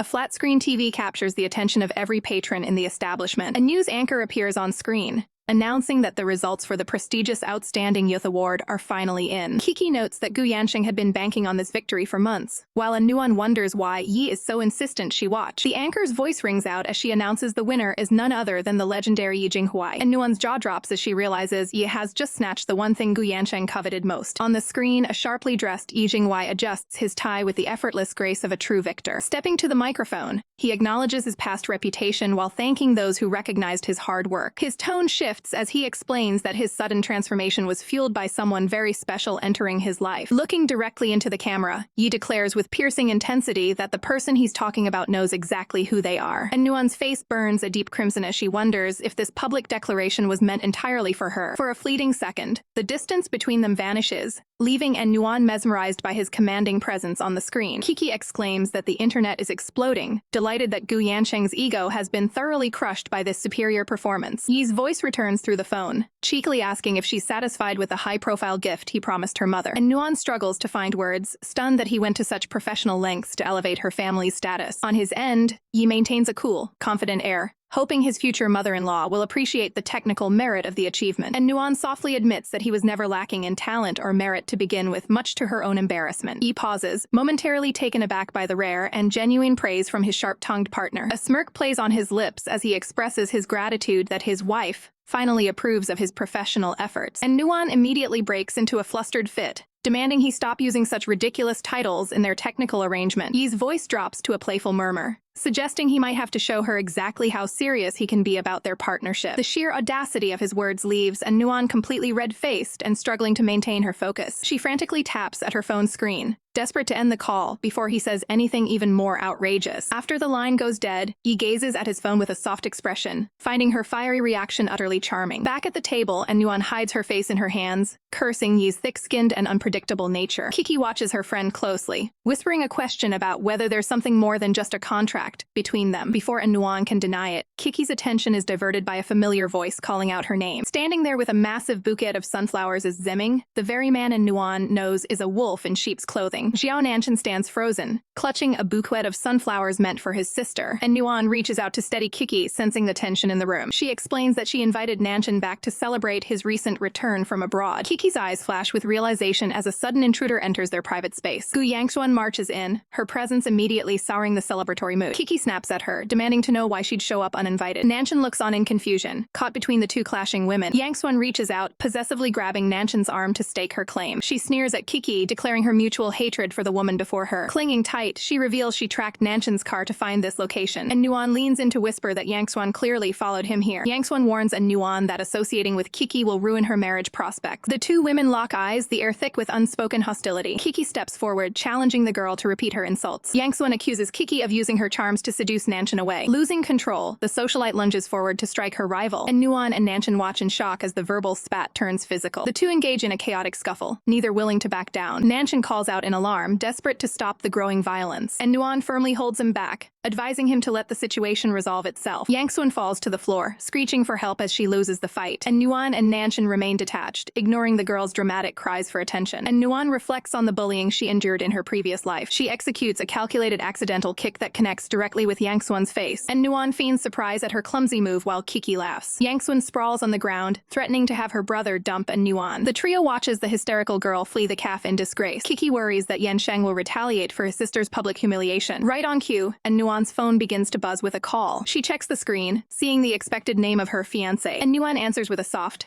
Hurton playing the role of the victim. She turns away, claiming that his family's clear dislike makes her second-guess their union. She suggests calling off the wedding, knowing the Gu family needs her money. The facade of the Gu corporate building looms, representing their fading power. Yansheng panics, desperately trying to smooth things over to save the merger. He clenches his fist in rage, forced to swallow his pride for the sake of cash. He tells his mother they must tolerate and Nuan until the contracts are signed. His eyes grow cold as he calculates his eventual revenge on her. He promises himself he will break her spirit once the wedding is finalized, and Nuan smiles to herself, fully aware of his pathetic internal struggle. Kiki marvels at how easily her friend manipulated the entire Gu family. Nanshan offers to escort Kiki to the hospital to check her injuries. Kiki dismisses him, stating that Zimming is already on his way. Nanshan stands alone, his heart breaking as he clutches the rejected flowers. His grip loosens, the weight of her rejection physical and heavy, and Nuan reaches out to steady the bouquet, offering him silent support. She urges him not to give up on Kiki, knowing the danger she's in. Nanshan nods, his resolve to protect her renewed by Nuan's words. The family manor glows under the moonlight, setting the stage for a night of high-stakes social warfare. Inside, a massive, multi-tiered birthday cake stands as a testament to the family's sudden and overwhelming wealth. Guests gather in hushed groups, unable to believe the rumors of the Yan family's unprecedented extravagance. Gu Yansheng swills his drink, his face a mask of practiced indifference despite the pressure of the evening. He narrows his eyes, silently calculating how to use this display to his own financial advantage. Nearby, Nilan and Gu Yangxuan whisper venomously, plotting to ruin the night for their hosts. Yansheng attempts to corner the influential Yi elder, hoping to secure a powerful alliance through a well-timed toast. Yi Jinghuai remains detached, listening to his cousin's chatter while his eyes search the room for his target. His cousin teases him relentlessly, reminding him of the $30 million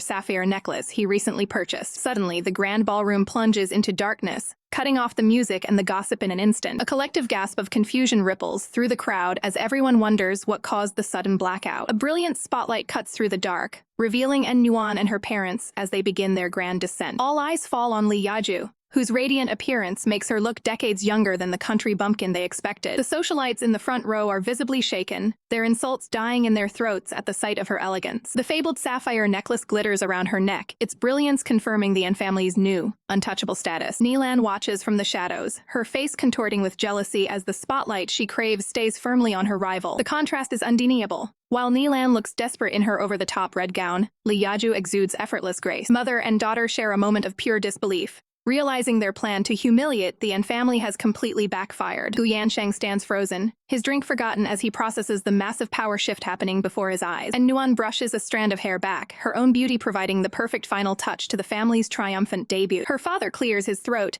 the sound echoing through the now silent and attentive ballroom. From the balcony, he officially welcomes the elite of the city to his wife's landmark 50th birthday celebration. The room erupts in a toast, the guests' previous disdain replaced by a frantic desire to stay on the family's good side. Yi's cousin continues his teasing, marveling at the sheer boldness of giving away such a massive token of appreciation. Yi Jinghuai ignores the jab, maintaining a cool, professional exterior while the party rages on around him. Without a word, he sets his glass aside and begins to navigate his way through the crowded hall toward the exit. He quickly silences his talkative relative, ensuring his private business remains strictly confidential for now. Outside, the Yan family garden is a sanctuary of quiet moonlight and blooming flowers, far from the noise of the banquet. And Nuan steps into night air, letting out a heavy sigh as she finally drops her professional social mask. A firm hand suddenly clamps around her wrist, stopping her mid-step before she can react. She spins around in alarm, her heart hammering against her ribs as she tries to identify her pursuer. Before she can escape, Yi Jinghuai pins her back against the garden trellis with decisive, overwhelming speed. He stares down at her with a piercing gaze that demands her absolute attention in the moonlit silence. And Nuan places her hands on his chest, trying to push back and regain her composure after the sudden ambush. He warns her to stop struggling, his voice low and dangerous as he maintains his firm hold on her. She glares back at him, refusing to be intimidated by his sudden and unannounced presence in the garden. He leans in closer, his proximity making it impossible for her to look away from his intense expression. He accuses her of being reckless with his gifts, clearly annoyed that his expensive sapphire ended up on her mother instead. And Nuan looks away, her defiance wavering as she realizes just how much she's provoked him tonight. He lifts her chin to meet his eyes,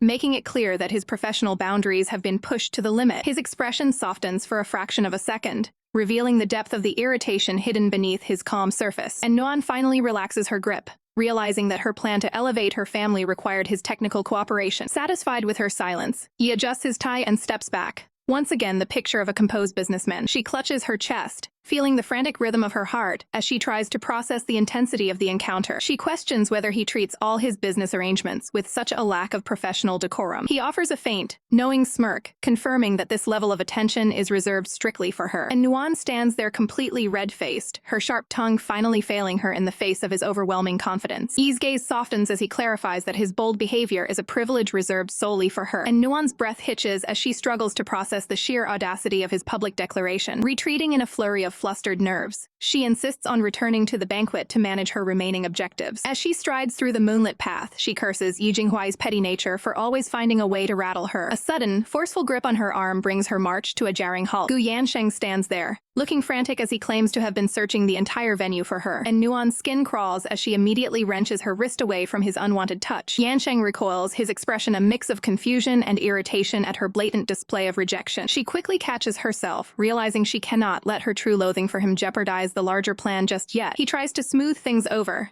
dismissing his previous flirtations as nothing more than necessary professional networking, and Nuan remains stoic, forced to endure his presence as they stand under the cold glow of the garden lights. The tension breaks when Jinghuai appears, his arms crossed in a display of effortless authority. Both Yansheng and Nuan are stunned to see the man who has been systematically dismantling their social standing. He steps into the light, his presence casting a long, intimidating shadow over the rival pair. Yansheng's eyes narrow with suspicion as he realizes Nuan just emerged from the same secluded garden area. With a voice like ice, Yi demands that Yansheng release his grip on Miss N immediately. His piercing gaze makes it clear that he isn't asking, but issuing a professional ultimatum. Yansheng pulls her closer, desperately trying to assert his dominance by reminding Yi of their official engagement. He demands to know exactly what kind of private business they were discussing in the shadows of the garden. The air crackles with hostility as the two powerful men face off over the woman standing between them. He offers a taunting smirk, daring Nuan to reveal the technical details of their secret partnership to her fiancé. And Nuan keeps her head down, knowing that one wrong word could ignite a scandal she isn't ready for yet. She plays the part of the innocent victim,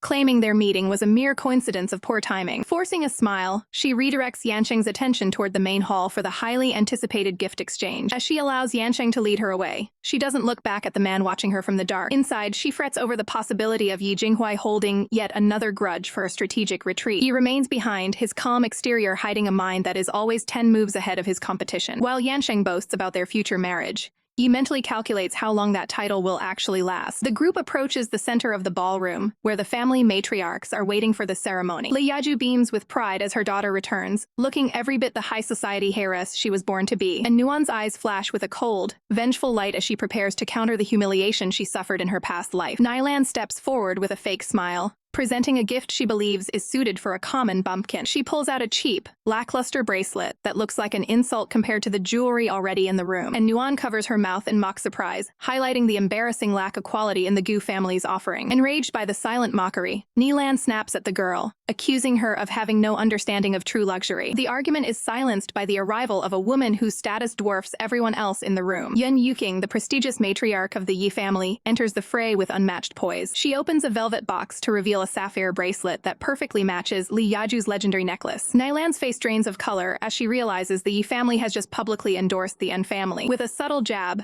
Yin Yuking asks if this superior gemstone meets the aesthetic standards Nilan was boasting about, and Nuan is genuinely moved, realizing that Yi went so far as to involve his own mother to protect her family's honor. Cornered and humiliated, Nilan is forced to stutter out a compliment to Madame Yi's impeccable taste. The surrounding guests lean in, their previous disdain for the N family vanishing in the face of Yi's support. Yun Yuking admits that her youngest son was the one who insisted on finding a piece that matched the necklace. Li Yaju is overwhelmed by the gesture, while Nuan marvels at the depth of Yi's meticulous planning. The crowd begins to murmur about Yi's recent professional accolades, further elevating his status in their eyes. Yun Yuking twists the knife, asking why Yansheng's name was conspicuously absent from the prestigious awards list. Nilan frantically makes excuses, claiming her son was far too occupied with corporate affairs to participate. Gu Yansheng stands in the background, his face twisted in a silent, murderous rage as he vows to destroy his rival. And Nuan attempts to distance herself from the overbearing Gu Yansheng as they navigate the moonlit garden path. He suddenly reaches out to seize her arm, his expression tight with frustration at her cold and dismissive demeanor. Yansheng argues that he only stepped outside to prevent the Gu family from suffering any further public embarrassment. He demands to know why she allowed the guests to speak so disparagingly about his mother and their family name. And Nuan fires back, reminding him that the guests are influential figures they simply cannot afford to offend during such a technical social event. With a sharp, decisive motion, she wrenches her wrist free from his unwanted and forceful grasp. Yansheng stands in stunned silence, clearly taken aback by her newfound assertiveness and lack of compliance, and Nuan maintains a cool exterior, privately reflecting on how the old, submissive version of herself is long gone. She pivots to a more diplomatic tone, asking him why he would possibly think she has changed so drastically. Internally, she wonders if her recent calculated maneuvers have been a bit too obvious for his comfort. To soothe his rising suspicions,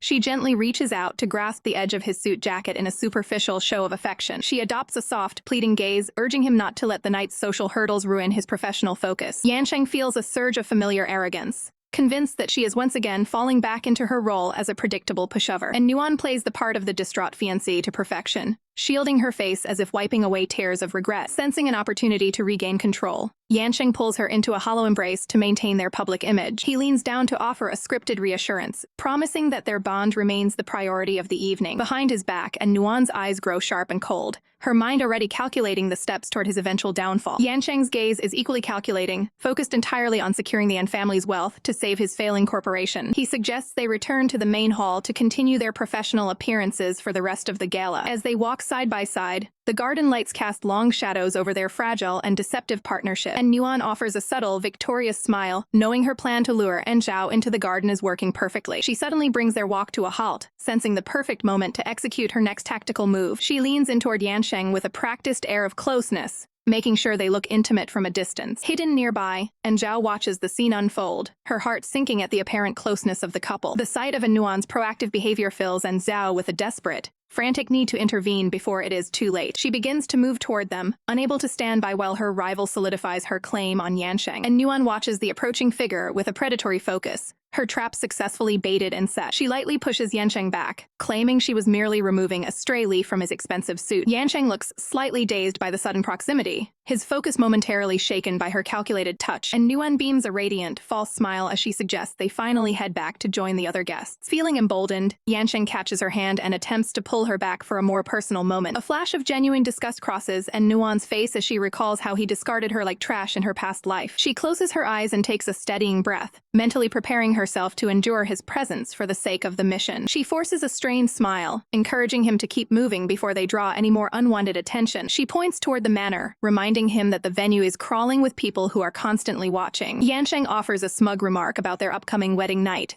clearly underestimating her true intentions. The two of them make their way toward the grand entrance, maintaining the facade of a devoted, high-society couple. And Nuan glances over her shoulder, a strange sensation prickling at her skin, as if someone is observing her from the dark. From the shadows of the garden gate, Jinghuai watches their departure with a dark, inscrutable expression. Back inside the ballroom, Kiki enthusiastically proposes that the group head to a nightclub to continue the celebration, and Nuan and Kiki exchange a knowing, playful glance as they finalize the next phase of their coordinated plan. A male associate suggests they visit the exclusive Yuqian dynasty, a venue perfectly suited for their social status. And Zhao stands nearby, her expression hopeful yet cautious as she waits to be included in the invitation. And Nuan approaches her with a polite smile, suggesting that Zhao's strict family rules might prevent her from joining. Kiki turns to Gu Yansheng, asking if the young master of the Gu family plans to attend the late-night outing. Yansheng immediately agrees, claiming he needs to go along to ensure Nuan stays safe throughout the night. Desperate not to be left behind, Zhao quickly insists that she has already secured permission to attend, and Nuan offers a faint, mysterious smile, satisfied that every piece of her trap is now precisely in place. The neon lights of the Yuqian dynasty glow against the night sky, signaling the start of the next phase of Nuan's revenge. Inside the private lounge, the group raises their glasses in a celebratory toast to the evening's successes, and Nuan sips her drink with calculated grace, mentally reviewing the technical steps of her trap. One of Yi's associates initiates a formal challenge, inviting Gu Yansheng to prove his social standing through a drink. Yansheng hesitates for a split second, his gaze sharpening as he senses a shift in the room's atmosphere. Jinghuai leans back with a taunting edge, suggesting that perhaps Nuan should be the one to join the toast. And Nuan's internal alarm bells ring as she detects a distinct layer of sarcasm in Yi's professional tone. Seeking to assert his role as protector, Yansheng pulls her close and offers to handle the technicality of the drinks himself. She plays the part of the admiring fiancé. Despite the internal revulsion she feels at his overbearing presence, the surrounding socialites sees the opportunity to pile on more toasts, ensuring Yansheng continues his intake. Pressured by the expectation of his future family ties, Yansheng stands up to accept the challenge with a forced smile. He proceeds to drink Nuan's share as well,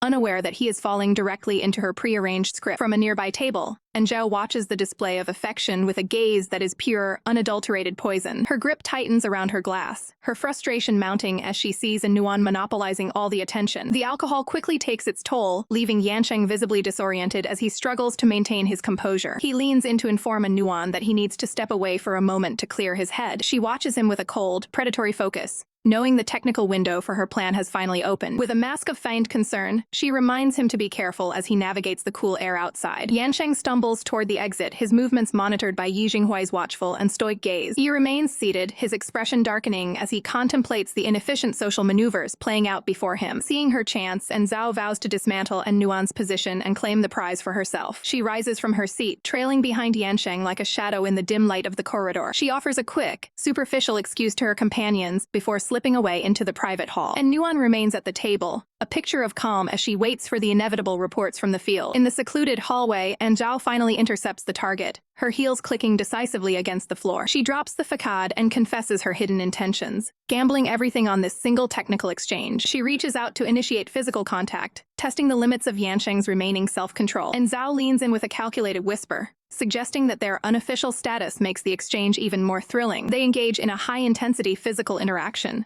the drunk Yansheng completely failing his technical test of loyalty. A while later, Yansheng emerges from the shadows, attempting to straighten his suit and regain a professional appearance. And Zhao follows shortly after, her expression radiating a sense of smug, tactical victory. She adjusts her hair with a steady hand, satisfied that the seeds of scandal have been successfully planted. Without a word, she disappears back into the club, leaving the scene of the technical betrayal behind. Qin Jiang approaches Nuan to confirm that every phase of the operation has been executed according to plan. And Nuan crosses her arms, noting that Yansheng's predictable lack of restraint made the task remarkably easy. She instructs Yi to maintain a close surveillance on the pair as they transition to the next location. Her eyes burn with a cold fire as she reaffirms her commitment to seeing the mission through to the end. Yi Jinghuai observes her closely, impressed yet wary of her profound understanding of her rival's psychological flaws. She reflects on the fact that the technical incentives they prepared weren't even required for such a weak target. He questions if her complex maneuvers are actually a subtle way to avoid the finality of her upcoming marriage. He suddenly bridges the gap between them, his hand securing her position with overwhelming technical precision. He admits that her recent social interactions have pushed his professional boundaries to the breaking point. Leaning down, he demands to know if she still harbors any lingering emotional attachments to the man she is destroying. And Nuan is caught off guard as he brings up a specific technical interaction he observed in the garden. She realizes he misinterpreted her tactical removal of a leaf as a moment of genuine intimacy. She tries to clarify the technicality of the situation, her composure finally wavering under his intense proximity. Yi Jinghuai silences her defense by initiating a decisive close-range maneuver to finalize their own complex partnership. Yi Jinghuai maintains a firm grip on her chin, his gaze boring into her as if searching for a hidden truth behind her calculated actions. And Nuan instinctively raises a hand to his chest,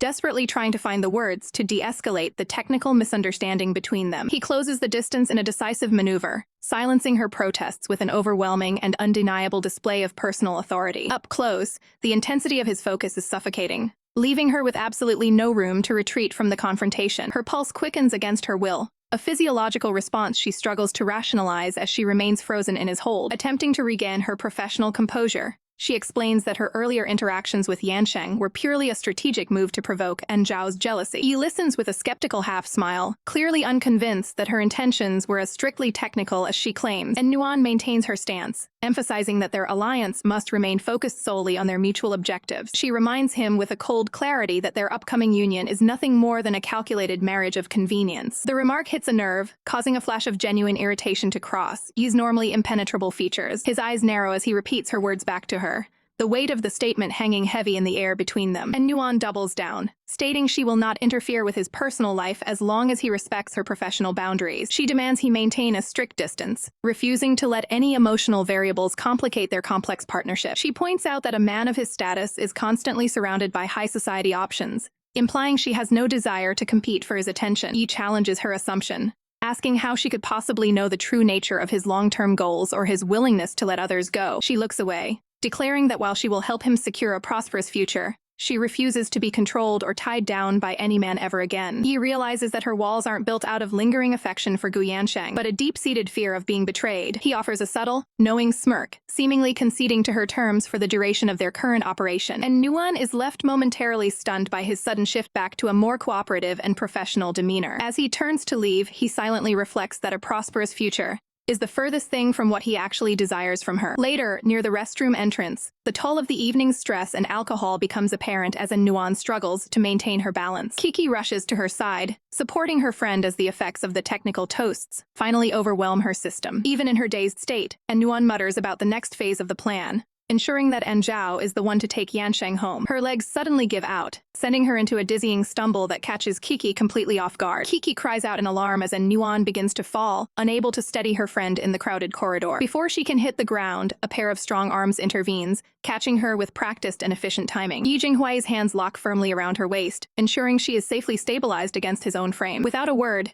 he lifts her into a secure bridal carry, his expression shifting back to one of cold, protective focus. Kiki stands frozen in shock, recognizing the high-ranking CEO as he takes immediate charge of the situation. And Nuan's eyes flutter as she tries to focus on the man holding her, her consciousness beginning to fade into the alcohol-induced haze. She instinctively leans her head against his shoulder, finally succumbing to the exhaustion of her double life. He looks down at her sleeping form, his gaze softening as he prepares to move her to a more private and secure location. He turns and walks toward the exit with her in his arms, leaving a bewildered Kiki to wonder exactly where he intends to take her. Sunlight filters into a pristine, high-end bedroom as the steady hum of a running shower breaks the morning silence. Droplets of condensation cling to the glass partitions, signifying a session of rigorous personal hygiene underway. And Nuan stirs beneath the heavy duvet, her consciousness slowly returning after a night of intense social maneuvering. She rubs her eyes in a daze, wondering why her friend Kiki would be starting a technical cleanup so early in the day. As she sits up, the unfamiliar layout of the suite immediately triggers her internal security protocols. She stares at the sophisticated decor, baffled by when her friend could have possibly completed such an extensive interior renovation. A sudden flash of memory hits her like a physical blow, shattering her calm as the events of the previous night resurface. She realizes she is sitting in the center of a massive, professional-grade bed that definitely doesn't belong to her. Through the frosted glass of the adjacent washroom,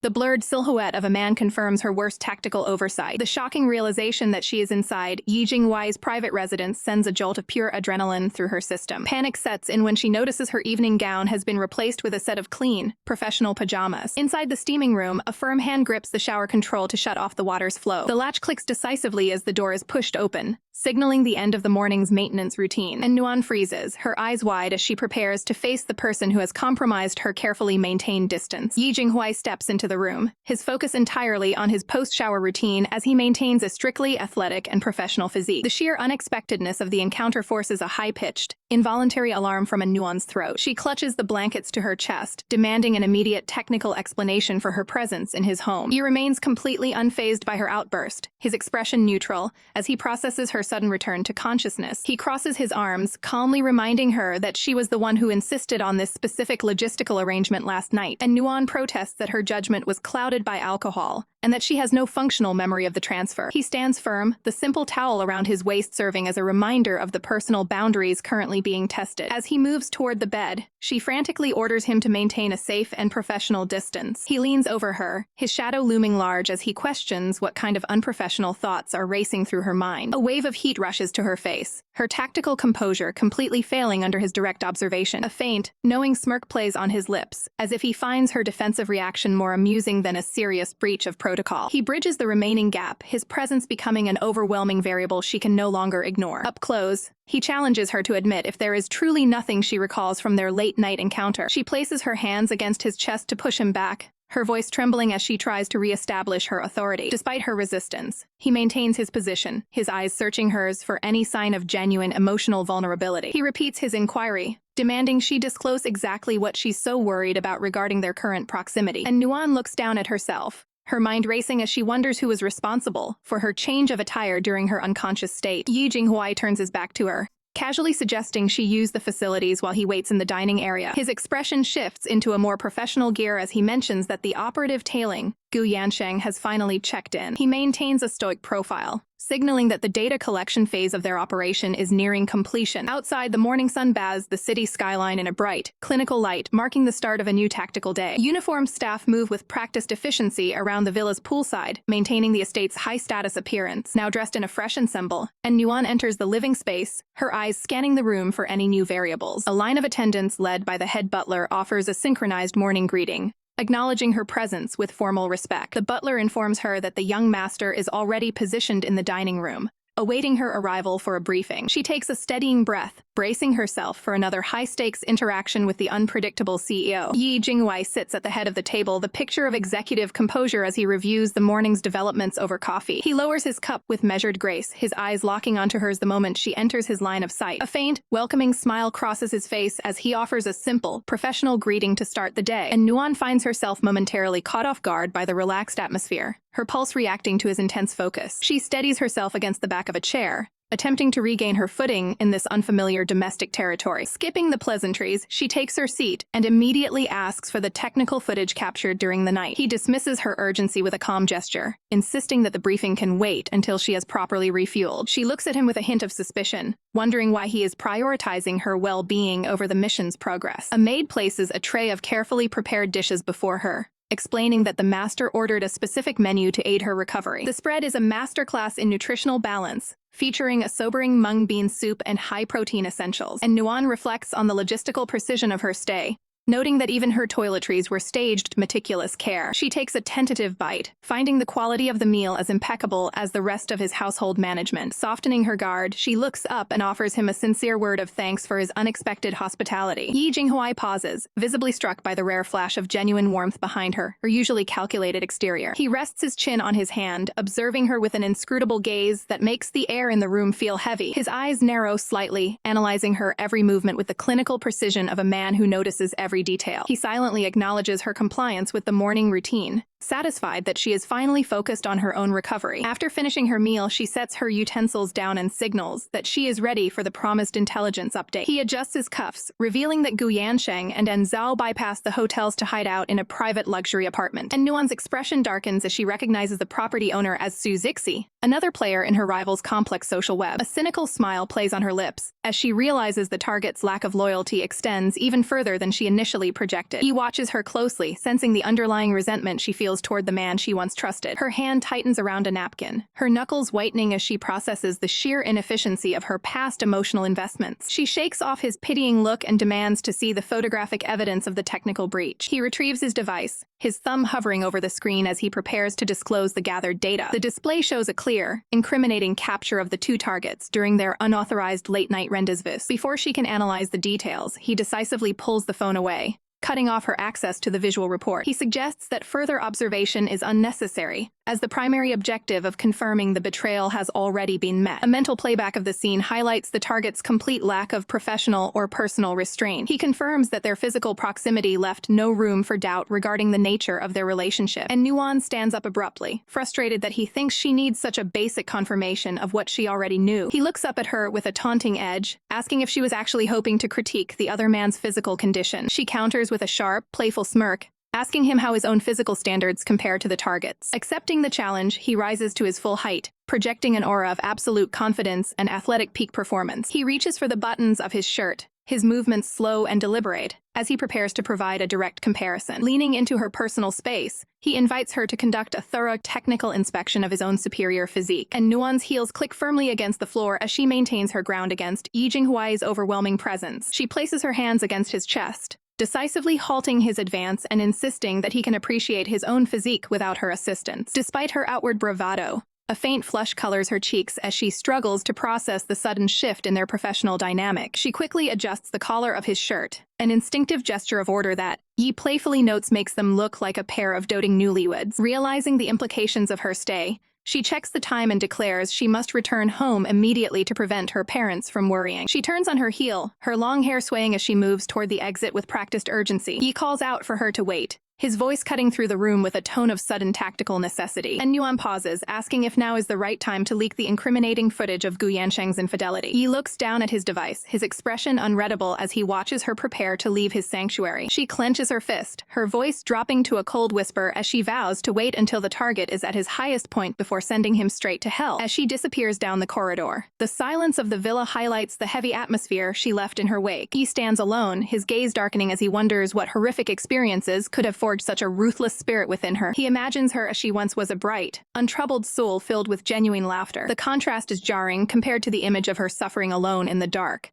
a victim of a past he is only beginning to understand. He looks back at his phone, the weight of her secret vendetta hanging heavy in the air between them. His eyes burn with a protective fire as he silently promises to help her accomplish whatever vengeance she has planned. Later, and Nuan settles into the back of a luxury sedan, acknowledging the driver, Mr. Hu, with a polite nod. She stares out at the passing city, her mind racing through the complex variables of her alliance with the Yi family. Her thoughts keep drifting back to the intense proximity she shared with Jinghuai, a variable she hadn't accounted for in her original strategy. Seeking more data, she asks Mr. Hu if the young master truly lives in such isolation most of the time. The driver remains professionally evasive, stating he is only responsible for transport and cannot comment on his employer's private family dynamics. And Nuan leans back, reflecting on how little she actually knew about the man in her previous life. The public rumors always painted him as a reckless playboy who threw money around in high-end clubs without a care. Other reports showed him as a cold, calculating businessman commanding the podium at elite international summits. Looking down at the borrowed attire she left behind, she realizes the man she's dealing with is far more complex than any tabloid headline. He is a shadow player who hides his true intentions behind a mask of aristocratic indifference. Her phone buzzes with a notification, the sharp vibration echoing through the quiet interior of the car. The screen displays a series of hypocritical messages from Gu Yansheng, questioning her whereabouts from the night before. He follows up with a nauseating declaration of love, claiming he called her the moment he woke up from his drunken stupor, and Nuan's lip curls in disgust as she visualizes him in the arms of her cousin,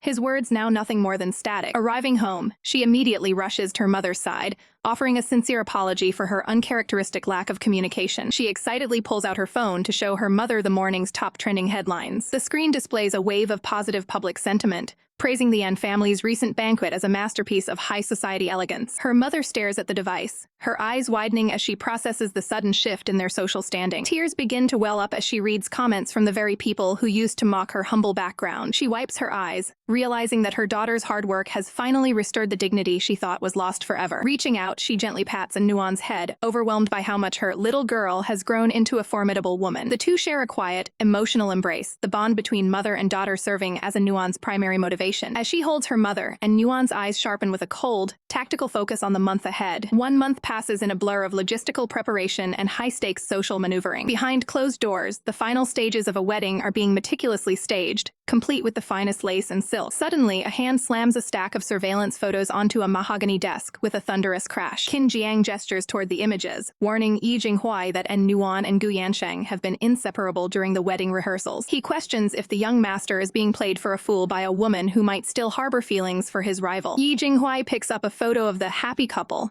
his expression a mask of icy, executive confidence. He simply notes that tomorrow is the day they agreed upon. The day he will officially snatch the bride. The long-awaited wedding day finally arrives, with the venue swarming with high society guests and media personnel. Behind the scenes, the final touches are applied to Nuan's hair, every strand meticulously placed for maximum impact. She stares at her reflection in the ornate vanity mirror, the white lace of the bridal gown serving as a stark contrast to her dark intentions. Kiki watches her friend with a mix of awe and concern, sensing the heavy tactical weight of the day's upcoming events. Despite the celebratory atmosphere, Nuan remains perfectly still, her expression a mask of cold, calculated resolve. She recalls how Gu Yansheng showed zero professional interest during the dress selection, his focus entirely glued to his mobile device. Kiki offers a set of elegant earrings to brighten the look, but Nuan's mind is already miles ahead on the operational timeline. She gently declines the accessories, stating that the primary targets of the day have already made their own specific logistical arrangements. The cryptic comment leaves Kiki completely bewildered as she tries to process who could be more important than the bride and groom. And Nuan simply smiles, her eyes gleaming with the anticipation of a trap finally about to be sprung. The door swings open as Zhao sachets into the room, draped in an incredibly flashy and over-the-top ensemble. She strikes a pose to flaunt her attire, clearly attempting to outshine the bride on her own technical debut. With a smug grin, she boasts that her dress is an exclusive, unreleased piece from a top-tier family designer. She leans in with a mocking whisper, suggesting that perhaps one day her anonymous boyfriend, could provide a similar favor for Nuan. And Nuan doesn't blink, coolly pointing out that the specific designer mentioned hasn't released a new technical line in years. The accusation hits home, sending Zhao into a defensive spiral as she realizes her counterfeit status has been exposed. And Nuan stands up with effortless grace, her movements signaling that the time for petty banter has concluded. She advises her cousin to verify the data for herself before the ceremony officially commences. Kiki adds a final sting, mocking the disgraceful boyfriend who would provide his mistress with such low-quality, fraudulent goods. And Zhao clutches her chest in a fit of rage, swearing that Nuan's moment of triumph will be short-lived. The grand doors open to a flurry of petals and applause as the official wedding procession begins its march down the aisle. Her parents watch with pride, unaware of the explosive data their daughter is about to release to the public. And Nuan leans toward her father, whispering a final warning to remain calm no matter what happens during the next phase. As she walks, flashes of her past life suffering the betrayal, the pain,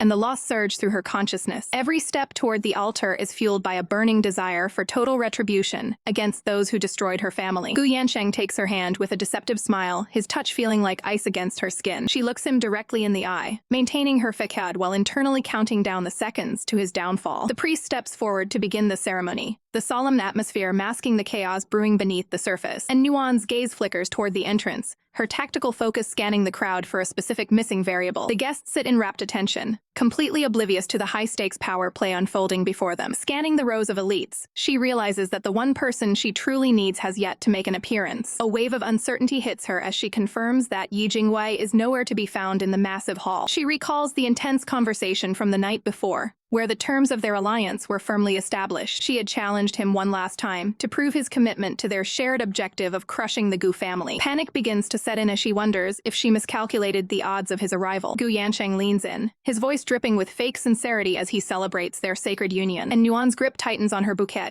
her knuckles whitening as she prepares to execute her backup plan solo. He begins his vows, his performance so polished it would convince anyone of his absolute devotion. He claims he has waited 12 long years for this moment, weaving a narrative of love that is nothing but a calculated lie. His expression remains perfectly composed, the face of a man who believes he has already won the grand prize. Whispers of envy ripple through the crowd as the guests marvel at the seemingly perfect couple at the altar. And Nuan stares back at him with a chilling silence, her internal monologue critiquing his mediocre acting skills. He suddenly announces a special surprise for the bride, signaling for the technical staff to engage the main display. A smug grin spreads across his face as he prepares to unveil what he thinks is a tribute to their relationship. And Nuan gasps in mock horror as the screen flickers to life, revealing the devastating evidence that will shatter his reputation forever. Gu Yansheng and Zhao stand frozen in place, their faces draining of color as the incriminating footage begins to loop on the massive overhead screens. Gu Wenquin erupts in a fit of paternal rage, pointing a trembling finger as he realizes his son's reckless behavior has just invited a public relations catastrophe. The high society guests lean in, their whispers cutting through the air like knives as they identify the unmistakable figures captured in the technical breach. The display continues to broadcast the unauthorized rendezvous,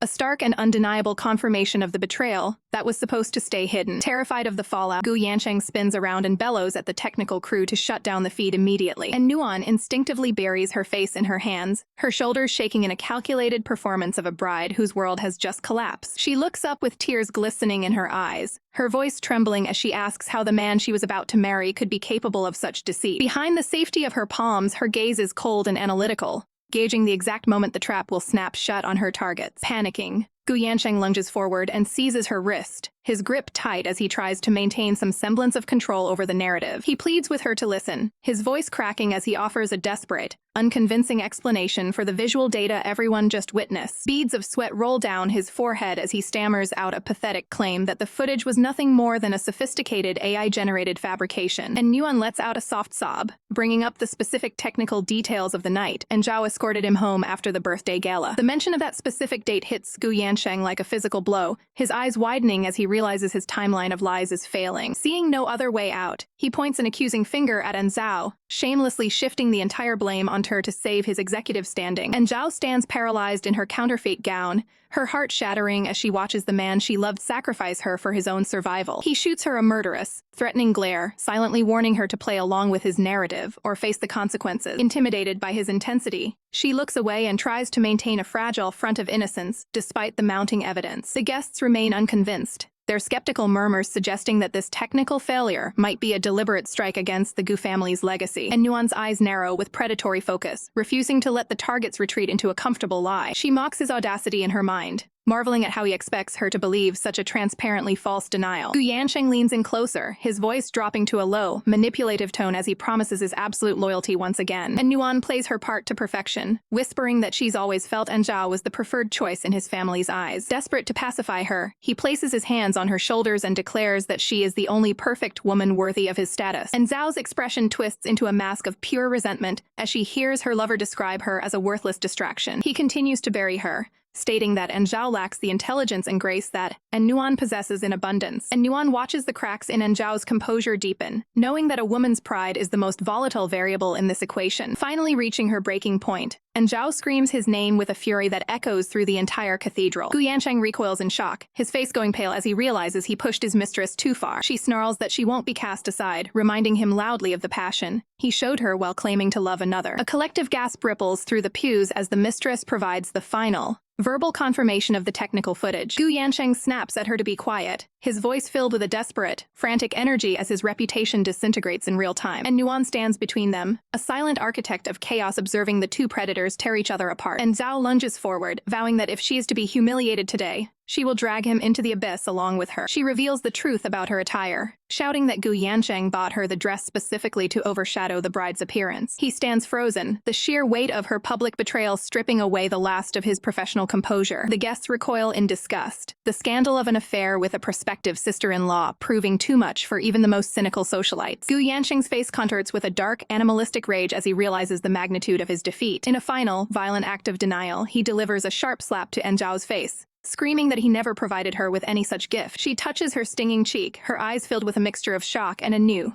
dangerous resolve. Before the violence can escalate further, a composed figure steps forward to intervene in the altar's technical dispute. Introducing herself as James, the design director of SE, she confirms that the dress in question is a fraudulent imitation of their brand, and Zhao stands exposed as a double failure mistress and a fraud as the elite crowd watches her downfall with cold indifference. Driven by a manic desperation, Zhao throws herself at Gu Yansheng's throat, determined to make him pay for his hypocrisy. The two engage in a pathetic, undignified scuffle right in front of the priest and the gathered witnesses, and Nuan covers her eyes, the picture of a devastated victim, while internally savoring the absolute destruction of her enemies. The guests exchange mocking glances, noting that the Gu family's reputation has been permanently erased in a single afternoon. Gu Yansheng struggles to break free, shouting that Zhao was the one who lured him into the affair with her seduction. And Nuan watches him with a chilling, predatory gaze, knowing that this public disgrace is only a fraction of the suffering she has planned for him. The chaotic brawl is suddenly cut short by a voice of absolute authority that demands an immediate end to the spectacle. Grandmother Wen enters the hall, her presence radiating a power that instantly silences every soul in the building. Grandmother Wen storms into the hall, her voice booming with an order for Yang Kun to drag Zhao into immediate confinement. And Zhao's face pales as the sudden rejection from her matriarch leaves her completely blindsided. And Nuan watches the unfolding drama with attached, analytical gaze, her strategic trap finally bearing fruit. A sharp glint appears in her eye as she reflects on how her grandmother's supposed benevolence is nothing more than a shield for her own reputation. Yang Kun seizes Zhao's wrist with professional efficiency, ignoring her attempts to resist the inevitable removal. The disgraced cousin continues to struggle, screaming for Gu Yansheng to provide some form of technical explanation for his betrayal. Grandmother Wen's patience snaps as she bellows for the security measures to be accelerated immediately. The crowd watches in stunned silence as Zhao is physically removed from the venue,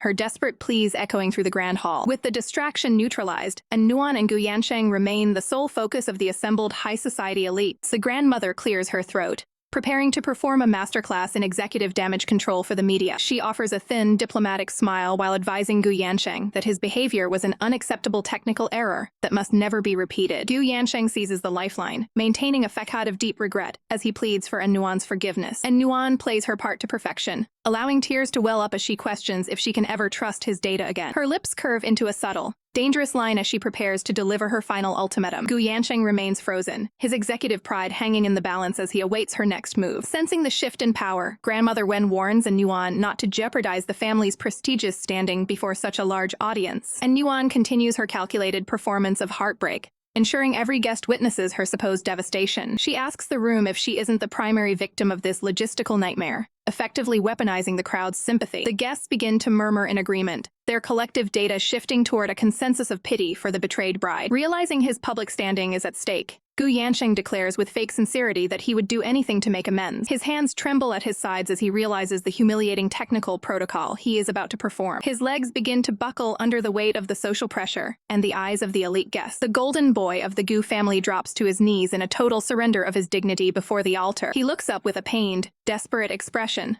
hoping this display of submission will be enough to salvage the merger. Internally, his thoughts are a whirlwind of malice, vowing to make Nuan pay for this public shaming once the ceremony concludes. He continues to grovel on the floor, begging her to remain by his side for the rest of their lives. A sudden, violent memory of her past life flashes through Nuan's mind, the cold reality of his true nature resurfacing. She visualizes the moment of her previous demise, where this same man's hands were used to cause her absolute ruin. She whispers that she has indeed harbored deep feelings for him for many years, leading him into a false sense of security. Gu Yansheng's face lights up with a triumphant, manipulative grin, believing his performance has secured his victory. The light in Nuan's eyes vanishes as she coldly announces that her love for him has officially been deleted. The shock hits Gu Yansheng like a physical blow, his expression shifting into one of utter technical failure. She leans in with a chilling smile, clarifying that while she may forgive the error, she will never proceed with the marriage. To the absolute shock of the entire hall, the bride formally declares that the engagement is terminated effective immediately. Gu Yansheng can only stare in mute disbelief as his carefully constructed future crumbles in real time. He lunges forward to grab her arm, desperately swearing that his recent infidelity was a one-time technical glitch. Grandmother Wen steps in with a sharp rebuke, accusing Nuan of being unreasonable for not accepting a man's minor mistake. And Nuan counters with a tactical reference to her grandmother's own hypocritical reaction to her husband's past professional associations. The matriarch's face contorts with a sudden, violent rage at being confronted with her own historical data. And Nuan lowers her gaze, strategically choosing to display vulnerability to ensure her grandmother has no further defensive options. She pleads for the grandmother to apply her own standards of loyalty to the situation at hand. The older woman falters, her authoritative mask slipping as she tries to maintain her public facade of fairness. She attempts to minimize the affair as a small incident,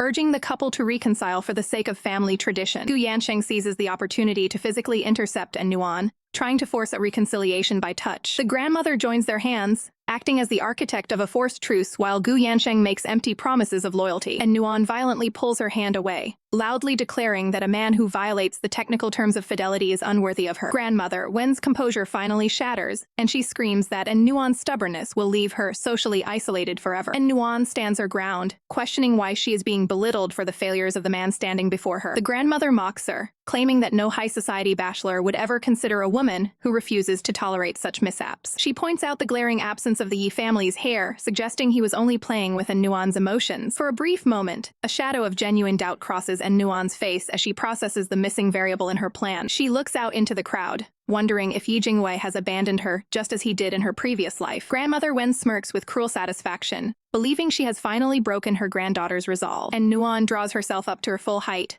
asserting that her intrinsic value is not tied to her marital status. A pair of perfectly polished dress shoes enters the hall, signaling the arrival of a new, unexpected variable. Jinghuai stands at the entrance in a pristine white suit, holding a massive bouquet as he makes his official marriage proposal to the bride. The wedding hall erupts into chaos as guests whisper in shock, realizing the third young master of the Yi family has arrived to steal the bride right in front of the elite crowd. Gu Yansheng and grandmother Wen exchange looks of pure disbelief, unable to comprehend how the heir to the prestigious Yi family could be here. Each of his steady footsteps echoes through the silent cathedral, signaling a rhythmic and undeniable shift in the room's power dynamic. And Nuan's heart skips a beat as she looks up, finally seeing the man who has arrived to complete her high-stakes plan for revenge. Jinghuai stands before her with a gentle gaze, calling her name while offering a massive bouquet that symbolizes a new, far more powerful alliance. With a sharp snap of his fingers, he signals the start of a meticulously prepared technical display for the gathered witnesses. A cascade of pink flower petals suddenly rains down from the rafters, transforming the scene of betrayal into a breathtaking romantic spectacle. He looks her directly in the eye and asks for her hand, formally proposing a partnership that will rewrite the destiny of their two families. And Nuan is deeply moved by the gesture, realizing he followed every proper protocol of a proposal just to ensure her dignity remained intact. A genuine, radiant smile breaks across her face as she processes the sincerity behind his public declaration of loyalty. Gu Yansheng's voice cracks as he screams a desperate no, reaching out to stop the woman he mistakenly thought he still controlled. He lunges toward her, his face a mask of panic as he tries to forbid her from accepting the rival's superior offer. Desperate to reclaim his executive standing, he demands that Nuan ignore the intruder and listen to his frantic, hollow explanations. Before he can make physical contact, his hand is sharply intercepted and swiped aside with professional precision. Jinghuai steps in to shield her, coldly advising the former groom to maintain some level of self-respect in front of their peers. Gu Yansheng bristles with rage, questioning Nuan's sanity and attacking the Yi heir's reputation within their exclusive social circle. And Nuan stands firm, reminding everyone that Jinghuai is the undisputed head of the most powerful family in the city. Her gaze turns icy as she looks at Gu Yansheng, calling him out as a deceptive scumbag who hides his true nature behind a fake public image. The insult hits Gu Yansheng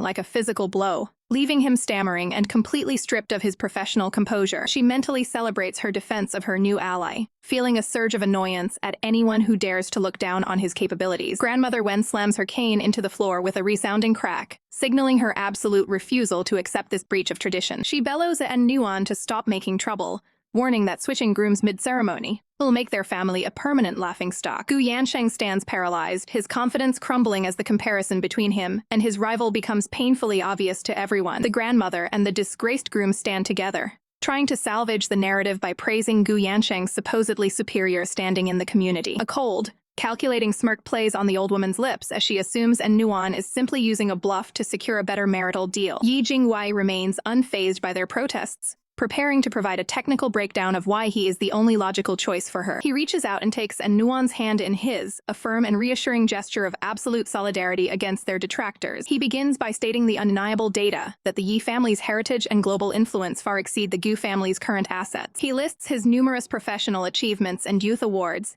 highlighting a record of success that his rival could never hope to match. Gu Yansheng is reduced to a small, insignificant figure as his academic and professional failures are laid bare before the elite guests. Their fingers interlace in a display of technical perfection, signaling a bond that is now officially part of the public record. He declares with unwavering conviction that Nuan is the only woman who will ever hold his loyalty for the rest of his life. Grandmother Wen's face contorts in a mixture of shock and fury as she realizes her social leverage has been completely neutralized. And Nuan looks at him with a sense of wonder, marveling at how mediocre Gu Yansheng looks when compared to a man of true caliber. She reflects on her past life's mistakes, questioning why she ever settled for a man who was so clearly inferior in every technical metric. Even the grandmother is forced to admit internally that her chosen protégé is being utterly outclassed by the Yi heir's presence. Jinghuai begins to lead her away from the altar, ready to exit the venue and leave the scandal of the Gu family behind them. The grandmother calls out for them to stop, desperately citing the lack of parental approval and the breach of traditional family values. Jinghuai pauses and looks back, calmly conceding that his sudden proposal might have appeared somewhat reckless to the elders. A smug look of victory returns to the grandmother's face, believing she has finally found a protocol error to exploit for her own gain. However, he clarifies that he hasn't come alone, preparing to introduce the ultimate variable in this high society power play. The heavy doors swing open to reveal the prestigious heads of the Yi family, arriving in person to support their son's choice. The guests are stunned into silence as the most powerful couple in the city makes their grand entrance into the cathedral to validate the union. And Nuan watches with a mixture of hope and anxiety, wondering if these new players will truly accept her place by their son's side. Yi Looping admits his son's sudden proposal was a breach of standard social protocol, and Nuan clenches her hand, certain the elite Yi family would never accept a bride embroiled in such a public scandal. She looks down, calculating that a family of their stature wouldn't risk their reputation on a broken engagement. Jinghuai steps closer, his presence a stabilizing force against the tide of judgment. He reaches out and firmly interlocks his fingers with hers, signaling an unbreakable partnership. The sudden warmth of his hand catches Nuan off guard, her professional composure momentarily wavering. Together they face the crowd, a united front ready to challenge the existing social hierarchy. Grandmother Wen scoffs, advising Nuan to return to the safety of the Gu family before her bridge is burned. She wears a mask of false benevolence, claiming Yansheng is generous enough to offer a path to redemption. The atmosphere shifts as Yi Looping interjects, demanding to know who dared to question his approval. Grandmother Wen's face contorts in shock as her assumption of a Yi family rejection is proven false. Looping raises a hand, formalizing the situation by admitting the lack of prior gifts was a technical oversight on their part. Yansheng stares in disbelief, unable to process why the most powerful man in the city would validate this union. The grandmother tries to regain control, insisting that a marriage alliance requires far more than a mere verbal agreement. Looping nods in agreement and calls for Butler Zhang to present the official betrothal assets. A cynical smile plays on the grandmother's lips as she prepares to mock whatever meager offering they've brought. Her expression sours instantly as the realization of a massive strategic shift hits her, and Nuan watches in silence, wondering if this grand display was part of a pre-calculated plan she wasn't privy to. She glances at Jinghuai, searching his calm expression for any sign of a hidden agenda. Yansheng watches from the sidelines, desperately convincing himself that this entire spectacle is a hollow bluff. His eyes burn with a toxic resentment, vowing that Nuan will pay for this public humiliation. Butler Zhang leads a procession of staff, each carrying golden ribboned boxes containing the family's formal tribute. The first chest is thrown open to reveal stacks of currency and jewels, totaling 80 million in liquid assets. The list continues with high-value real estate and a fleet of supercars, setting a new standard for marital dowries. Butler Zhang presents the final document, 5% of the Yi Group's total corporate shares. The crowd erupts into frantic whispers, calculating that the transfer of shares alone is worth billions. Yansheng breaks into a cold sweat, realizing his own family's wealth has been completely eclipsed. The butler extends the share certificate to Nuan, requesting her formal acceptance of the transfer. Nuan stands frozen, her mind racing as the purely contractual arrangement she expected turns into a massive investment. She bites her lip, concerned about the logistical nightmare of returning such a staggering sum later. She softly refuses, stating that the value of these gifts far exceeds any reasonable technical requirement. Jinghuai's hand covers hers, guiding her to take the document as a permanent sign of his intent. He looks at her with an intensity that bypasses all professional barriers, confirming the gift is given without conditions. And Nuan's heart thumps against her ribs, the sincerity in his eyes making it impossible to look away. Grandmother Wen trembles with rage, desperately arguing that Nuan's social status is far too low for such a high-level merger. And Nuan realizes her grandmother is still trying to sabotage her future, even in the face of absolute defeat. Yun Yuking steps forward with elegance, turning the focus to Nuan's parents to finalize the agreement. The grandmother watches with a dark scowl, praying that the father's pride will cause him to reject the overbearing proposal. And Yan Yuan and Li Yaju stand shoulder to shoulder, their silent resolve radiating through the hall. Her father places a supportive hand on Nuan's arm, promising that his loyalty will always remain with her. The parents exchange a look of unwavering determination, ready to protect their daughter's new path. With a clear voice, Yuan officially grants his blessing for the marriage to proceed. Grandmother Wen screams in a fit of pique, unable to believe her own son has defied her authority. Yansheng delivers a final, bitter warning, claiming that these gifts will eventually become a cage to control her. Jinghuai ignores the noise, his grip on Nuan's hand tightening as he solidifies their bond. He pulls her close, announcing to the entire room that they will finalize the marriage certificate this very afternoon. And Nuan's eyes widen in sheer shock as the reality of her immediate legal union sets in. The official's voice echoes through the hall, formally declaring that the legal registration is complete, and they are now officially husband and wife. And Nuan stands outside the civil office, clutching the red marriage certificate as the weight of her new reality finally begins to sink in. Before she can process the moment, Yi Jinghuai reaches out and smoothly takes the document from her hands with a practiced, calm motion. He looks at the red booklet with a serious gaze, promising to personally secure it in a safe place where it won't be lost. Looking at his back, Nuan is suddenly struck by a chilling sense of déjà vu as memories of her previous life's marriage begin to resurface. She vividly recalls Gu Yansheng's cold sneer as he tore their marriage certificate to shreds,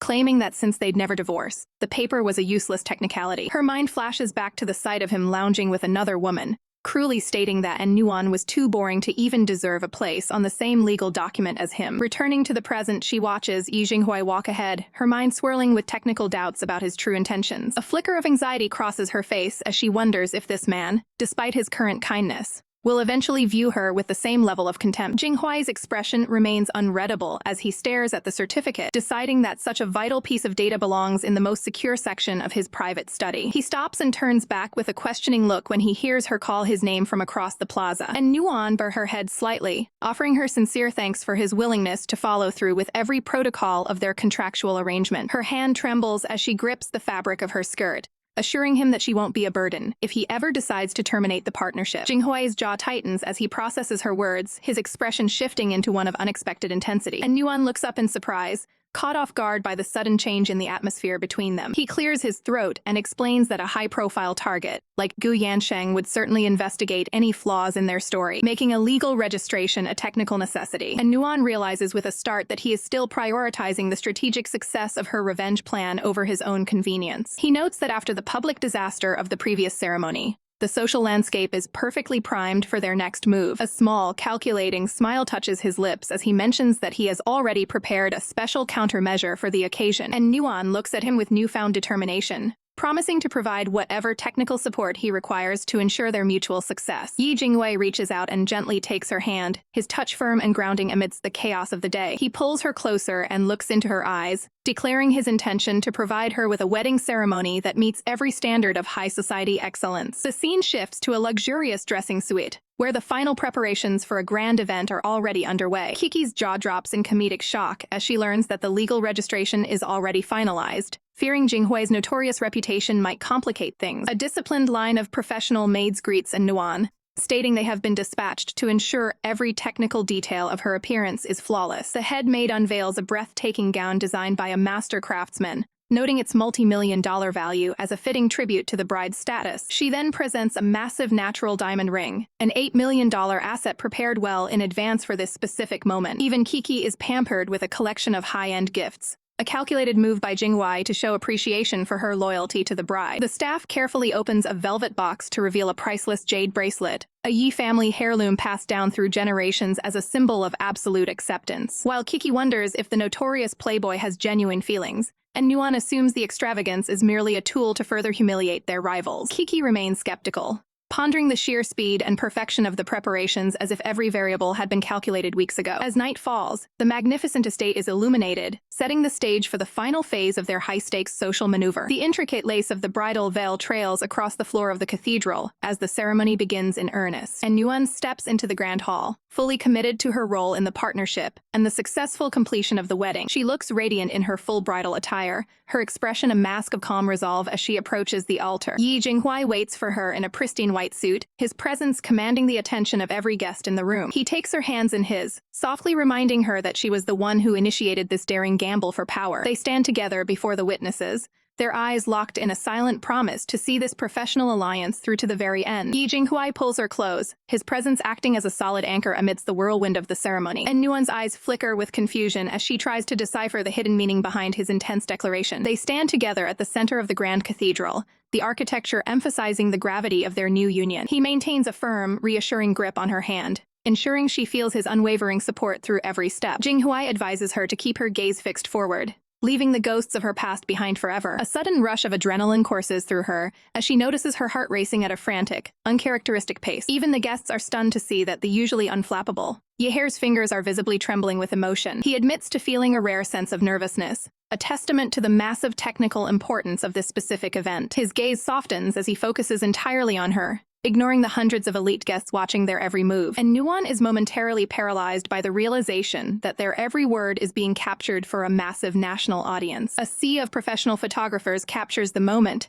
their flashes illuminating the couple in a constant strobe of light. She questions the logic of a national broadcast, fearing the technical repercussions if their partnership ever dissolves. Jinghuai leans in with absolute confidence, dismissing her concerns about any future separation. He secures his hold on her arm, signaling that he has no intention of ever letting this high-stakes alliance crumble. He declares his intent to let the entire world witness his commitment, leaving no room for public doubt. A faint blush colors her cheeks as she realizes his dedication goes far beyond their initial strategic contract. Under the towering cross of the altar, he vows that their paths will remain permanently intertwined from this day forward. Digital headlines across the city mock the Gu family, highlighting the sheer scale of the Yi family's superior wedding assets. Enraged by the public humiliation, Gu Yansheng slams his device onto the desk in a fit of violent frustration. He sees with a toxic resentment, vowing to dismantle the union that has stripped him of his social standing. Butler Zhang approaches with professional timing, announcing that their private transport is ready for departure. And Nuan reflects on the surreal speed of the day, having completely replaced her former life in a matter of hours. She adjusts the fabric of her gown, still trying to wrap her mind around the reality of her new legal status. Without a word of warning, Jinghuai sweeps her into his arms to carry her toward the waiting vehicle. He looks down at her with a calm smile, urging his new wife to focus on the next phase of their plan. The staff watches in silent approval as the young master displays an unprecedented level of care for his bride. Settled inside the luxury car, and Nuan questions why they are skipping the traditional post-ceremony reception. He explains that the social formalities can be handled by the elders, as he has a different priority for the evening. He mentions the immense value of their first night together,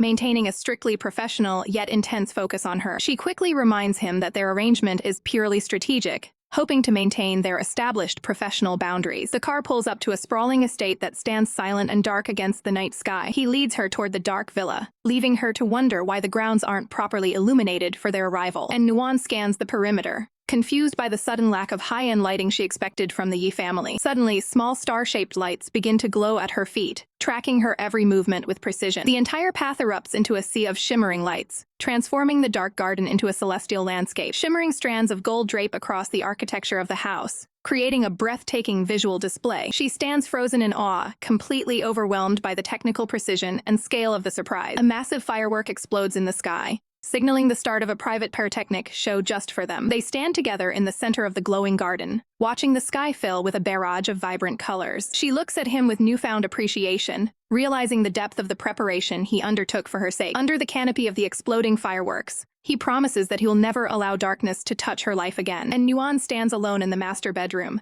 the muffled sound of running water confirming that Jinghuai is already preparing for the night ahead. She recalls his intense gaze during the ceremony, his voice echoing in her mind as he officially welcomed her as his wife. Her face flushes a deep crimson as she desperately reminds herself that this is strictly a business arrangement with no physical expectations. She tries to maintain her composure, though her internal logic is spiraling into a state of absolute panic. The bathroom door swings open and Jinghuai emerges, his commanding presence filling the room as he casually dries his hair with a towel. Panicking, and Nuan quickly suggests that she should relocate to a separate guest room to maintain their established professional distance. In her haste to turn away, her heel catches on the heavy hem of her gown, causing her to lose her balance entirely. Jinghuai lunges forward with lightning reflexes, pulling her into his arms to prevent a dangerous fall. The momentum of the catch is too great to overcome, sending both of them tumbling toward the nearby mattress in a blur of motion. They land in a tangled mess of silk and lace, the sudden proximity shattering the professional atmosphere of the room. Jinghuai pins her down with his weight, his intense gaze locking onto hers in a moment of silent, high-stakes tension. His expression falters when she brings up the cold reality of their contract, his eyes reflecting a deep, hidden pain. And Nuan closes her eyes and clenches her fists, offering to fulfill her marital duties as a cold form of technical repayment for his help. A shadow of disappointment crosses his face as he realizes she still views their bond as a mere transaction. He pushes himself away and sits on the edge of the bed, choosing to prioritize her comfort over his own desires. He stands and walks toward the door, declaring that he will wait until the day she offers herself to him willingly. She watches his silhouette disappear into the hallway, left alone in the quiet luxury of the master suite. And Nuan clutches her chest, feeling a wave of genuine guilt for hurting the man who has done nothing but protect her. She vividly remembers the cruelty of her past life, where rejection was met with violent outbursts and verbal abuse from her former partner. The contrast is jarring as Jinghuai's restraint proves he is a far more honorable partner than she ever anticipated. Trying to clear her head, she decides that the best course of action is to finally remove the heavy bridal attire. Her frustration grows as she realizes the intricate fasteners at the back of the dress are strategically impossible to reach alone. With the design staff dismissed for the night, she finds herself trapped in the multi-million-dollar gown with no way out. Swallowing her pride, she reaches for her smartphone to initiate a very awkward technical request. She stares at the screen, calculating the social cost of admitting her current predicament to her new husband. Stealing her nerves, she calls him and requests his immediate assistance with the gown's complex engineering. Jinghuai returns to the room with a smug look, fully aware that the dress's design served its secret purpose of bringing them back together. And Nuan snaps at him to stop gloating and focus on the technical task of deconstructing the garment. He steps behind her and places his hands on the lacing, his touch light and strictly focused on the task at hand. He slowly begins to unthread the delicate silk cords, working with the precision of a master technician. And Nuan quickly reaches up to shield his eyes, demanding that he maintain a professional blindfold throughout the process. He smirks at her request, jokingly asking what kind of reward he'll receive for following her strict protocols. Jinghuai leans in with a playful smirk, teasingly asking if he'll receive a proper reward for his technical assistance with the dress. And Nuan's face flushes as she wonders exactly what kind of compensation he expects for such a simple task. He suggests a small change in their protocol, asking her to drop his formal name in favor of a more intimate, legally recognized term. Frustrated by his lighthearted attitude, she pushes his hands away and demands that he take the situation more seriously. He sighs and covers his eyes, dramatically stating that he will respect her boundaries if she isn't truly willing. Fearing he might actually leave her trapped in the gown, she reflexively reaches out to stop him from walking away. She reminds him that they already have a marriage certificate, so there is no need for him to act so distant. Jinghuai pauses, his expression softening as he considers that she might just need more time to accept their new reality. He turns back to her with a gentle gaze, clarifying that his previous suggestion was merely a joke to lighten the mood. His eyes widen in genuine shock as she suddenly cuts him off with an unexpected, soft-spoken word. With a shy blush, and Nuan finally whispers, "Hubby," acknowledging their union for the first time. The sudden shift in her demeanor leaves the usually composed hair completely speechless. He sits beside her on the bed, the atmosphere between them shifting from playful banter to a moment of quiet understanding. A wave of embarrassment washes over Nuan as she realizes the massive weight that single word carried. Jinghuai leans in close, his voice a low murmur as he prepares to finally help her navigate the dress's complex fasteners. After successfully completing the task, Jinghuai steps out onto balcony to clear his head, a satisfied smile on his face. The next morning, the grand architecture of the Yi family estate glows brightly under the early sun, and Nuan descends the stairs, mentally preparing herself for the traditional customs expected of a newlywed couple. She looks toward the main hall, feeling a surge of anxiety about how the influential Yi clan will receive her. Sensing her hesitation, Jinghuai reaches down and intertwines his fingers with hers in a firm, grounding grip. He looks at her with a steady gaze, urging her to maintain a united front to avoid any family suspicion. They walk toward the meeting hall together, and Nuan hoping this life's family dynamics will be a far cry from her past trauma. The entire Yi family stands assembled, their dignified presence creating a heavy and formal atmosphere. Lord Yi and Lady Yun exchange a quiet, observant look as they watch the couple approach. Yun Yuking clears her throat, signaling the start of the morning's formal greetings and protocols. She playfully scolds her son for bringing Nuan down so early instead of letting her rest after the long ceremony. And Nuan flashes back to her previous life, where the Gu family elders immediately demanded she kneel and serve them. She vividly remembers Gu Yansheng's cold indifference, as his parents belittled her for being petty and unrefined. Back in the present, Yun Yuking offers a warm, welcoming smile that catches Nuan completely off guard, and Nuan bows her head politely, thanking her mother-in-law for her incredible kindness and hospitality. To her surprise, the elder woman produces a traditional red envelope, a symbol of genuine acceptance, into the Yi family. Yin Yuking admits they were so nervous about making a good impression that they actually forgot to smile earlier, and Nuan accepts the gift with both hands, her heart warming at the unexpected display of familial love. Jinghuai leans in to whisper that she should accept the gifts to maintain their strategic public image. Yi Jingjing watches the interaction with a smile, noting how much her brother seems to dote on his new bride, and Nuan notices Tong Shetong, the second young master's girlfriend, watching her with a strange, unreadable expression. Zhetong approaches with a porcelain tray, commenting on how early Nuan has arrived to pay her respects, and Nuan prepares herself for a potential confrontation, curious to see what this woman's true intentions are. As Zhetong hands over a cup of hot tea, her grip suddenly falters, sending the liquid tumbling toward Nuan. Yun Yuking and Jinghuai cry out in alarm as the porcelain tray tilts dangerously toward Nuan. Tong Shetong hides a malicious smirk behind her polite facade, convinced her petty display of dominance will succeed with the speed of a professional athlete, and Nuan's hand blurs as she intercepts the falling cup midair. She stands perfectly poised, the captured teacup held steady without a single drop hitting her dress. Zhetong's jaw drops in genuine disbelief, her carefully planned accident thwarted in a split second, and Nuan takes a calm sip of the tea, noting with sharp wit that a drink from her new sister-in-law is surprisingly hard to secure. Scrambling to save face, Zhetong stammers that her nerves simply got the better of her during their formal introduction. Enraged by the lapse in safety, the matriarch orders the staff to immediately dispose of the defective service set that almost burned her guest. Jinghuai immediately seizes Nuan's wrist, his focus entirely on checking for any signs of physical harm. She meets his worried gaze with a confident smile, assuring him that her reflexes kept her completely dry. A playful internal version of Nuan shows off her spotless palms to her equally exaggerated husband. Satisfied that she is unharmed, Jinghuai exhales a breath of relief, his protective instincts finally settling. He gently pats her head in a rare public display of approval, genuinely impressed by her technical composure. Zhetong watches the couple from the shadows, her resentment festering at the sight of such seamless teamwork. Her eyes narrow with toxic envy, unable to comprehend why the notoriously cold Jinghuai is treating this woman so differently. She attempts a new social strike, mentioning how Jinghuai was notoriously socially awkward during their shared university days. She fake giggles while covering her mouth, pretending to regret bringing up their intimate shared history, and Nuan instantly decodes the manipulation, realizing Zhetong is trying to claim a deeper past connection with Jinghuai. She glances between the two, wondering if this woman's hostility stems from a failed technical pursuit of the hair. In her mind, a suspicious Nuan bores a hole into Jinghuai with a piercing, judgmental stare. A panicked version of Jinghuai frantically waves his hands,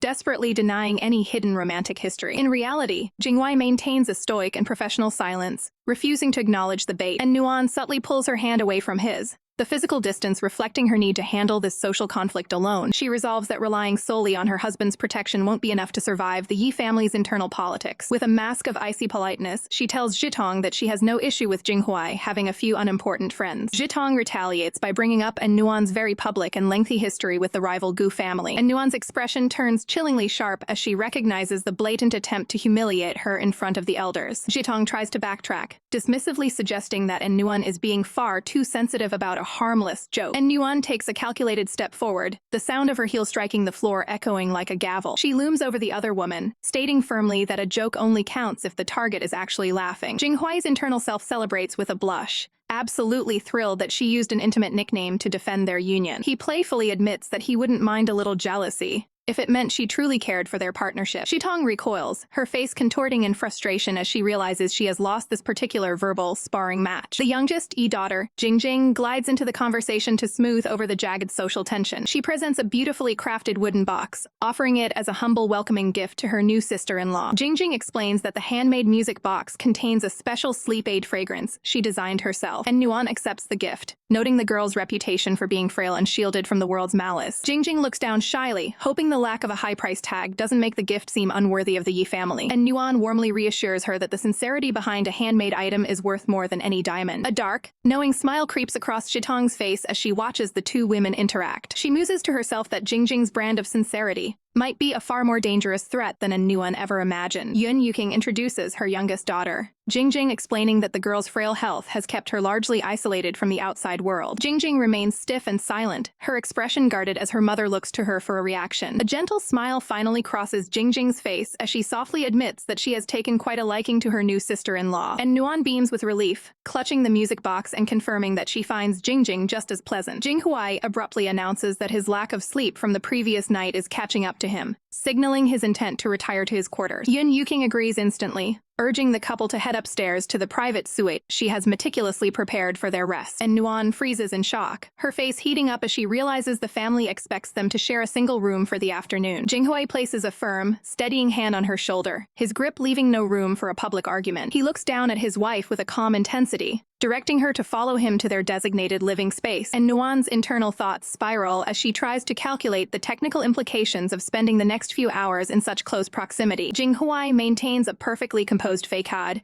offering her the choice to stay behind and engage in more exhausting social pleasantries with his mother. Recognizing the trap, and Nuan covers her face in embarrassment, knowing that staying with him is the only way to avoid further family interrogation. She narrows her eyes at him, fully aware that he is using the situation to force her into a more intimate domestic setting. Despite her reservations, she leans into his side, deciding that a quiet room with Jinghuai is far safer than navigating the unpredictable personalities downstairs. The couple exits the hall together, their synchronized stride projecting an image of perfect marital harmony to the rest of the household. From the shadows, a pair of clenched fists reveals that someone is watching their departure with a simmering, silent rage. Once inside the luxury suite, Jinghuai casually reclines on the bed while Nuan stands awkwardly with the music box still in hand. He props himself up on one arm, questioning why she is still standing there instead of taking the opportunity to rest. An exaggerated version of Jinghuai waits expectantly for her to finish her business and join him in the designated resting area. And Nuan brushes a strand of hair behind her ear, nervously insisting that she isn't quite ready to settle down just yet. She decides to focus on the technical task of finding a permanent spot for the handmade gift Jingjing gave her. With careful precision, she places the music box on the vanity, ensuring it is positioned correctly among her other belongings. As the box opens, a subtle violet mist begins to drift through the air, carrying a fragrance that Nuan finds remarkably soothing. She reflects on the interaction, noting that Jingjing's gentleness seems like a rare bright spot in the otherwise cutthroat Yi family. She recalls the girl's timid posture earlier, wondering if such a delicate person could truly survive in this high-stakes environment. A sudden chill of intuition hits her, leaving her to wonder if there is a hidden layer to the girl's kindness that she has yet to uncover. She shakes the thought away with a smile,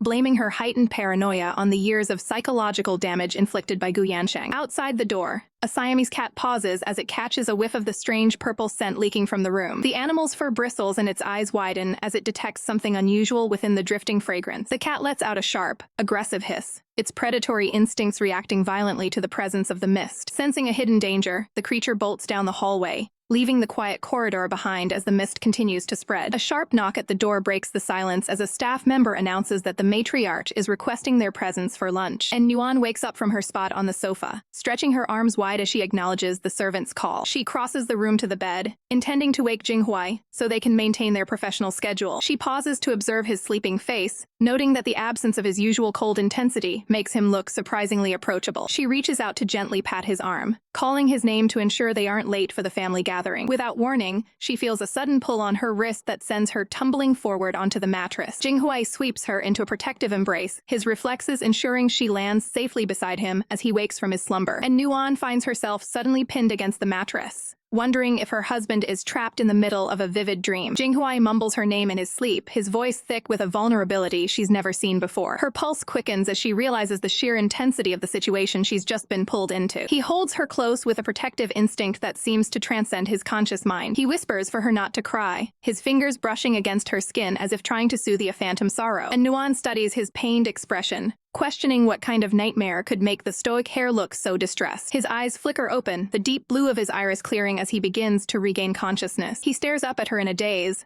the realization of their physical proximity slowly dawning on him. And Nuan looks back at him, her heart still racing from the unexpected closeness of his embrace. Jinghuai exhales a shaky breath and covers his face, clearly relieved that the tragedy he witnessed was only a dream. In a playful mental aside, and Nuan flails in embarrassment while a smug Jinghuai enjoys the domestic moment. A flash of lingering regret crosses his features as he processes the emotions from his slumber. He shifts his weight and begins to sit up, the heavy atmosphere of the dream still weighing on his shoulders. Reverting to his polite demeanor, he asks if his unconscious actions caused her any genuine offense. And Nuan quickly smooths her hair and insists that nothing happened, focusing strictly on the technical schedule for lunch. He offers a rare, soft smile, admitting that waking up to her presence makes him exceptionally happy. A confused version of Nuan tilts her head, unable to process his sudden shift in tone. He stands and suggests they head downstairs immediately to avoid making the rest of the family wait. Internally, she vows to never attempt the technical task of waking him up ever again. She reaches out and turns the polished handle to open the door to the hallway. Without warning, a Siamese cat streaks through the air, its claws extended in a direct assault toward Nuan. Jinghuai lunges forward to intercept the animal, his hand catching the brunt of the aggressive strike. The cat lands on the floor with a low growl, while Jinghuai stands firmly between the creature and his wife. He ignores his own safety, leaning in to check if she was traumatized by the sudden ambush. And Nuan's eyes widen in horror as she spots a fresh, bleeding laceration across his hand. She clutches his wrist, her voice trembling as she suggests calling for immediate medical assistance. He looks down at her with a soft expression, genuinely moved by the depth of her concern for his well-being. Yi Jingjing appears in the corridor, looking startled as she clutches the agitated cat in her arms. She gasps in shock, asking if her pet Pamela was truly the one responsible for the injury. Jinghuai turns a cold, analytical gaze toward his sister, his protective instincts on high alert. Jingjing tries to calm the hissing animal, claiming it must have been uncharacteristically startled by the door opening. He dismisses her apologies with a stern tone, telling her to simply leave the rest of the situation to him. And Nuan tries to ease the tension, telling Jingjing not to worry even though the animal's behavior felt highly irregular. The younger sister looks down with a distressed expression, seemingly overwhelmed by the chaos her pet caused. And Nuan takes charge, guiding Jinghuai toward the family clinic to ensure the wound is properly sanitized. Jingjing stands silently in the hall, watching their departure with an unreadable, distant stare. A chilling smile spreads across Jingjing's face as she praises the cat for perfectly executing its task. In the quiet of the medical wing, the family physician concludes his examination, confirming that the third young master's wounds are thankfully only skin deep. He prepares a sterile syringe, noting that a standard rabies vaccination is a technical necessity following any animal's strike. Jinghui's stoic composure instantly shatters at the sight of the needle, his internal confidence replaced by a sudden, childlike urge to retreat. He frantically insists he isn't afraid, even as his entire frame begins to tremble in the face of the upcoming procedure. The doctor patiently waits for his patient to settle into a stable position, amused by the high-powered hair's unexpected vulnerability. And Nuan watches the display with a hidden smile, finding it hard to believe that the formidable Yi Jinghuai has such a relatable weakness. She reflects on how he usually projects an aura of untouchable authority, a sharp contrast to the nervous man sitting before her now. A warmth spreads through her chest as she realizes she might be the only person in the world privileged enough to witness this private side of him. Jinghuai squeezes his eyes shut, bracing himself as the doctor announces that he is ready to administer the shot. Sensing his genuine distress, and Nuan steps in to offer a calming presence, gently reaching out to shield his vision. She pulls him into a protective embrace, covering his eyes so he won't have to witness the technical application of the needle. The doctor efficiently completes the task, praising the young madam for her effective and soothing intervention. And Nuan explains that her own mother used to use this specific comforting technique whenever she was frightened as a child. The physician points out that Jinghuai's face has turned a deep shade of crimson, though the hair stubbornly blames the intense pain of the injection. Yun Yuking rushes into the room, her maternal instincts on high alert as she checks on her son's condition. Jinghuai maintains a professional tone, downplaying his injury while pointing out the highly irregular behavior of the family pet. And Nuan's fingers tighten against her fabric, her mind racing to connect the dots behind the afternoon's chaotic events. She leans in to speak with her mother-in-law, her voice low as she addresses the gravity of the situation. Yun Yuking frowns in confusion, unable to understand why the normally docile Pamira would lash out without a clear provocation, and Nuan remains silent, convinced that some external stimulus must have been used to trigger the animal's predatory response. The matriarch's worry shifts toward her daughter, fearing that if the cat is truly unstable, Jingjing could be the next victim. She questions the staff about her daughter's absence, only to learn that the girl is too distraught over the incident to face the family. While the elders focus on the accident, and Nuan stays focused on the fact that she was the cat's intended target, not Jinghuai. She reassures Yun Yuking that she is unharmed, though she admits to feeling a lingering concern for Jingjing's emotional state. The elder woman offers a comforting word, urging Nuan not to let the stress of the day weigh too heavily on her. Turning to the household staff, Yun Yuking orders that the cat be kept separate from the dining area to ensure everyone's safety. And Nuan retreats into her own thoughts, analyzing the timeline of events to identify the exact moment the cat's demeanor changed. Her suspicion lands squarely on the handmade music box, the only new variable introduced to the environment before the attack. Determined to uncover the truth, she realizes she must find a way to test the object's effect on the animal in a controlled setting. She informs the room that she wishes to check on the cat's welfare personally, following the staff member out of the wing. Aunt Wu arrives shortly after, carefully cradling the Siamese cat as she presents the animal for inspection, and Nuan maintains a calm, professional distance, requesting that the staff member place the creature on the floor. The cat is released, its movements fluid and entirely non-threatening as it explores the immediate area. Pamira remains perfectly obedient, showing no signs of the aggression that had nearly caused a disaster moments earlier, and Nuan notes that her presence as a stranger isn't what's bothering the pet, deepening the mystery of the previous assault. She slowly reaches for the wooden music box, bringing the object closer to the unsuspecting feline. The second the scent hits the cat's nose, the animal erupts into a violent frenzy, its fur bristling as it lets out a guttural hiss. And Nuan's eyes sharpen with realization, confirming that the fragrance within the gift is a deliberate, technical trigger for feline rage. She stands frozen as the truth sinks in. The gift was a calculated weapon, designed to ensure she would be mutilated by the pet. Suddenly, Jingjing's voice pierces the air from the landing above, demanding to know what is being done to her cat. The younger sister charges down the stairs, her face a mask of frantic concern as she rushes toward the agitated animal. She scoops Pamira into her arms, shielding the creature from Nuan with an exaggerated display of protectiveness. Jingjing begins to sob, accusing Nuan of trying to harm the only companion she has in her isolated life. She turns away, promising the cat that she will never let anyone hurt it again, playing the part of the victim to perfection. As she retreats into the shadows, a dark, chilling expression crosses Jingjing's face, revealing the predatory malice hidden behind her fragile facade. As the couple strolls through the sun-drenched garden, and Nuan reveals she discovered the technical trigger for the cat's rage, though Jingjing moved quickly to hide the evidence. She turns to her husband with a focused expression, seeking more information about his sister's fragile medical history. Jinghuai's expression softens into a somber mask as he prepares to explain the heavy burden his younger sister has carried since birth. He explains that Jingjing was born with a severe heart condition, leaving her confined to intensive care units for much of her youth. A memory of a lonely girl isolated on a swing underscores how she was shielded from every possible emotional trigger to protect her health. And Nuan processes this information with a look of pity, realizing the technical difficulty of confronting someone so universally protected by the family. Internally, she notes that while she must tread carefully, Jingjing's narrow, family-centric world might be the root of her unexpected hostility. She watches Jinghuai closely, wondering if her presence as his wife has disrupted the singular focus Jingjing once received from her brother. The sheer absurdity of the family drama causes Nuan to momentarily spiral into a state of internal confusion and shock. Jinghuai senses her distress, reaching out to place his hands on her shoulders to ground her in the moment. He offers to intervene in the family conflict himself, but Nuan insists on standing her own ground to solidify her position within the household. She looks up at him with a steady gaze, expressing her gratitude for his past help and her desire not to damage his existing family ties on her account. A fleeting thought of the complex dynamics within the Yi household reminds her that one wrong move could jeopardize their carefully constructed alliance. Jinghuai offers a rare, genuine smile, signaling his professional respect for her independence and her refusal to back down. The couple shares a light-hearted moment of mutual understanding, their bond growing stronger, despite the surrounding chaos of the estate. Their attention is suddenly drawn to a pair of figures lingering in the distance near the garden's ornate architecture. Within the gazebo, Yi Jingxuan and Tong Zitong are engaged in a highly visible and deliberate display of affection. Zitong peers over her partner's shoulder, her eyes locking onto the couple with a sharp, calculated intensity that betrays her true motives. Jinghuai observes the scene with a detached, analytical tone, noting the apparent closeness between his brother and Zitong. His phone vibrates with an urgent call from Qin Jiang, forcing his attention back to his professional responsibilities for the afternoon. Before departing, he looks at Nuan directly in the eye, warning her to disregard any rumors or lies she might encounter while he is away. He emphasizes the need for absolute trust, his gaze unwavering as he delivers the serious, protective instruction. Jinghuai gently tells her to wait for his return at home, maintaining a steady posture before he has to head out for his meeting. And Nuan watches him walk away toward the estate gates, his focus already shifting back to the business call at hand. She wonders to herself why his casual parting words feel so much like those of a devoted husband, rather than a business partner. A voice from the shadows breaks her concentration,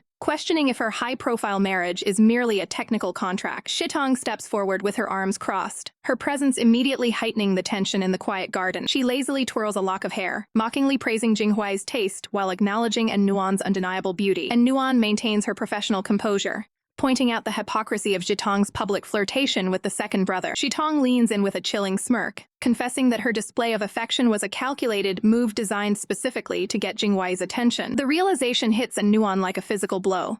Zitong's true target has been her husband from the very beginning. She feels a wave of mental exhaustion as she processes the sheer amount of romantic baggage and drama attached to the Yi heir. She recalls Jinghuai's earlier warning to trust him, realizing he had fully anticipated this exact brand of manipulation from Zitong. Squaring her shoulders, and Nuan declares that she is officially finished with Zitong's repetitive and tiresome provocations. She challenges the other woman to drop the games and state her true, ulterior motives without any more theatrics. Zitong finally snaps, claiming she is Jinghuai's former flame, and that he only married Nuan to provoke her into a reaction. And Nuan stands perfectly still, absorbing the shock of the unexpected revelation regarding her husband's hidden past. A confident smile returns to Nuan's face as she mocks Zitong for going to such desperate, transparent lengths just for a bit of attention. She takes a decisive step forward, her movements radiating an aura of absolute control over the confrontation. Looming over the now stunned Zitong, and Nuan coldly states that whatever happened in the past is technically irrelevant to her current position. Meanwhile, Jinghuai continues his conversation on the phone, expressing his lingering concern for the situation he left behind at home. He clarifies to his associate that his bond with Nuan is a permanent legal reality that secures both their present and their future. A smirk plays on his lips as he concludes that his worries were unnecessary, as his wife's ability to handle the family is truly impressive. Tang Zitong spirals into a silent panic, refusing to believe that a man as cold as Jinghuai could ever truly commit to a legal partner. And Nuan remains unfazed, reminding the socialite that marital affairs are strictly off-limits for a meddling sister-in-law. She leans in close, whispering a sharp warning that Zitong is the only one who stands to lose face in this public display. The other woman snaps, her voice trembling with malice as she claims, and Nuan hasn't even begun to see her husband's true nature. And Nuan merely taps her chin with a playful smirk, confident that she has all the time in the world to unravel the heir's secrets. Zitong stands frozen, her face contorting with a mixture of disbelief and simmering rage at being dismissed. Unable to maintain her composure, she raises her hand in a sudden, desperate attempt to strike out at her rival, and Nuan's reflexes are lightning fast as she catches the woman's wrist mid-air, effectively neutralizing the physical threat. A maid suddenly appears on the terrace, catching the two women in their tense, locked arms struggle. Thinking quickly, and Nuan shifts her grip into a gentle hold, pretending they were merely discussing the technical craftsmanship of Zitong's jewelry. She offers a final icy smile before excusing herself to attend to the family's urgent request, and Nuan walks away with a steady stride, leaving Zitong to stew in the wake of her failed manipulation. Zitong's expression darkens as she reminds herself that the frail Jingjing has no intention of welcoming a newcomer into the fold, and Nuan mentally brushes off the warning, noting that she has no need for concern from someone so transparently bitter. Despite her outward confidence, she acknowledges that the technical difficulty of dealing with the protected sister will require her highest level of caution. Stepping into the quiet bedroom, and Nuan prepares herself for the next stage of the family's internal power games. Yin Yuking beckons her over to the bedside,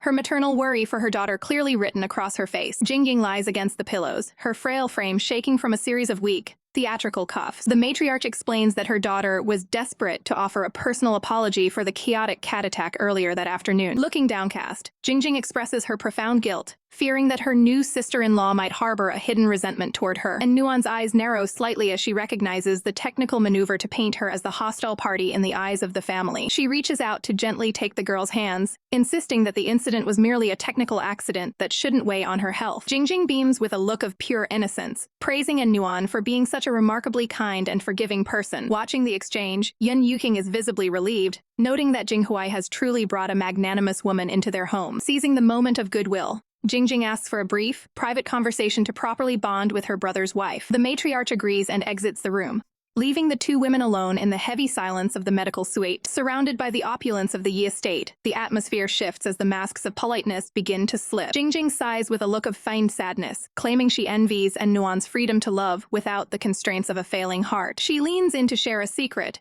claiming that Jinghuai has never officially acknowledged a romantic partner before their marriage. Sensing she might have overstepped, she frantically waves her hands, pretending she isn't trying to stir up rumors about Shetong, and Nuan remains perfectly calm, seeing right through the clumsy attempt to sow seeds of discord between her and her husband. Jingjing watches her closely, her eyes searching for any sign of the jealousy or anger she was hoping to provoke. Refusing to take the bait, and Nuan offers a comforting pat on the head and tells the girl to focus strictly on her medical recovery. A flash of genuine disappointment crosses Jingjing's features when she realizes her psychological tactics have completely failed to land. Reverting to her helpless persona, she asks if Nuan could provide a simple glass of water for her evening medication, and Nuan carefully pours the steaming liquid into a porcelain cup, ensuring the temperature is technically safe for consumption. She hands over the drink and announces her intention to leave, wishing the younger girl a peaceful night of rest. As she turns her back to exit the room, she remains on high alert for any sudden changes in the environment. Suddenly, a piercing scream of agony echoes through the hallway, shattering the quiet of the medical wing. Yun Yuking bursts through the door in a panic, her heart racing as she demands to know what tragedy has befallen her daughter. On the floor, the shattered remains of the teacup lie in a pool of spilled water, a scene of manufactured chaos, and Nuan stands rooted to the spot, processing the speed at which the technical trap was sprung against her. Jingjing begins to sob uncontrollably, begging her mother not to blame Nuan for what happened during their private talk. The matriarch turns toward her daughter-in-law, her expression of shock and betrayal signaling that the trap has been perfectly executed. Yun Yuking rushes to her daughter's bedside, while Jingjing puts on a theatrical display of forgiveness by claiming the incident was merely a technical error. The maid, Kinkin, quickly backs up the lie, testifying that she only heard a cry of pain once the two women were left alone, and Nuan watches the master and servant duo with a sharp eye. Realizing they have coordinated their stories to pin the blame squarely on her, she is internally stunned by the realization that Jingjing is willing to inflict physical harm on her own body just to craft a convincing frame-up. Refusing to be the victim of this psychological game, and Nuan decides to flip the script and take control of the narrative. She suddenly lowers her head, interrupting the accusations by claiming that the entire mishap was actually her own technical oversight. Both Yun Yuking and Jingjing freeze in sheer disbelief at Nuan's unexpected and calm admission of guilt. Jingjing's eyes darken with frustration as she realizes her plan to provoke a defensive argument has been completely neutralized, and Nuan continues her performance, lamenting that she should have placed the hot water much further away from the table to prevent such an accident. Jingjing is forced to play along with the accident narrative, her face a mask of simulated distress as she tries to regain her footing. Internally, Nuan notes that gaining sympathy through a technical admission of fault is a tactic anyone can master. Relieved that the conflict has been resolved without further drama, Yun Yuking urges everyone to stop dwelling on the unfortunate event. Jingjing attempts one final jab, mentioning the secret about Jinghuai's past with Zhitong to see if she can still draw blood. The matriarch looks toward her daughter-in-law with a flicker of concern, wondering how this revelation will impact the family's stability. And Nuan remains unfazed, recognizing the clever method of using multiple accidents to imply she is acting out of petty revenge. She stands tall and declares that since the cat attack and the tea spill have both caused minor injuries, the two parties are now technically even. A doctor enters the medical suite with a professional kit, prepared to apply the necessary treatment to the young Mrs. Han, and Nuan takes the medical supplies herself, meeting Jingjing's shocked gaze with an expression of unwavering resolve. She begins to wrap the bandages with technical precision, advising the girl to focus strictly on her physical recovery. Holding the girl's hands firmly, and Nuan forces her to agree that all past grievances are officially settled between them. Jingjing is left with no choice but to accept the truce, her voice trembling as she offers a forced word of thanks. Yun Yuking beams with pride, impressed by Nuan's ability to handle the delicate family situation with such maturity. The matriarch comforts her daughter, satisfied that the emotional burden of the afternoon has finally been lifted from the household. Maintaining her professional composure, Nuan politely excuses herself to allow the patient to get some much-needed rest. Yun Yuking praises her as a wonderful child, while Jingjing watches her leave with a gaze full of hidden resentment. In the silence of the room, Jingjing grips the bedsheets in a fit of silent rage, furious that her mother is now praising her rival, and Nuan steps out into the quiet corridor, finally exhaling as she leaves the stifling atmosphere of the medical wing behind. Suddenly, a strong hand reaches out from the shadows, catching her arm before she can take another step. She is pulled back against the door frame, the sudden movement echoing through the empty hallway, and Nuan looks up to find Jinghuai standing over her, his unexpected return immediately heightening the tension between them. He leans in close, his voice dropping to a low tone as he admits to finding the afternoon separation surprisingly difficult to manage, and Nuan maintains her professional focus, pointing out the absurdity of his sentiment after only a few hours apart. She questions if he is worried about his past acquaintances hearing such things, keeping her tone strictly analytical. Jinghuai's expression shifts to one of genuine confusion at the mention of a former flame, and Nuan recalls the technical difficulty of dealing with Jitong's claims while she tries to maintain her distance. Jinghuai realizes that his wife's fierce words might actually be hiding a flicker of genuine concern regarding the rumors. He pulls her into a grounding embrace, his presence acting as a stabilizer after her long day of navigating family traps. Jinghuai tilts her chin up to meet his gaze, asserting with absolute clarity that she is the only partner he has ever truly recognized, and Nuan clutches her chest, her pulse hammering against her ribs as she struggles with the overwhelming weight of her past betrayals. She gently pulls away from the embrace, clarifying that she isn't emotionally prepared to fully commit to the depth of this partnership just yet. Jinghuai meets her gaze with an expression of calm understanding, showing no hint of frustration or impatience at her hesitation. He offers a steady reassurance, promising to wait as long as it takes for her to feel truly comfortable in their new reality. He draws her into a grounding embrace once more, his presence providing a much-needed anchor after a long day of navigating family manipulation. And Nuan eventually breaks the heavy silence, suggesting it's far too late,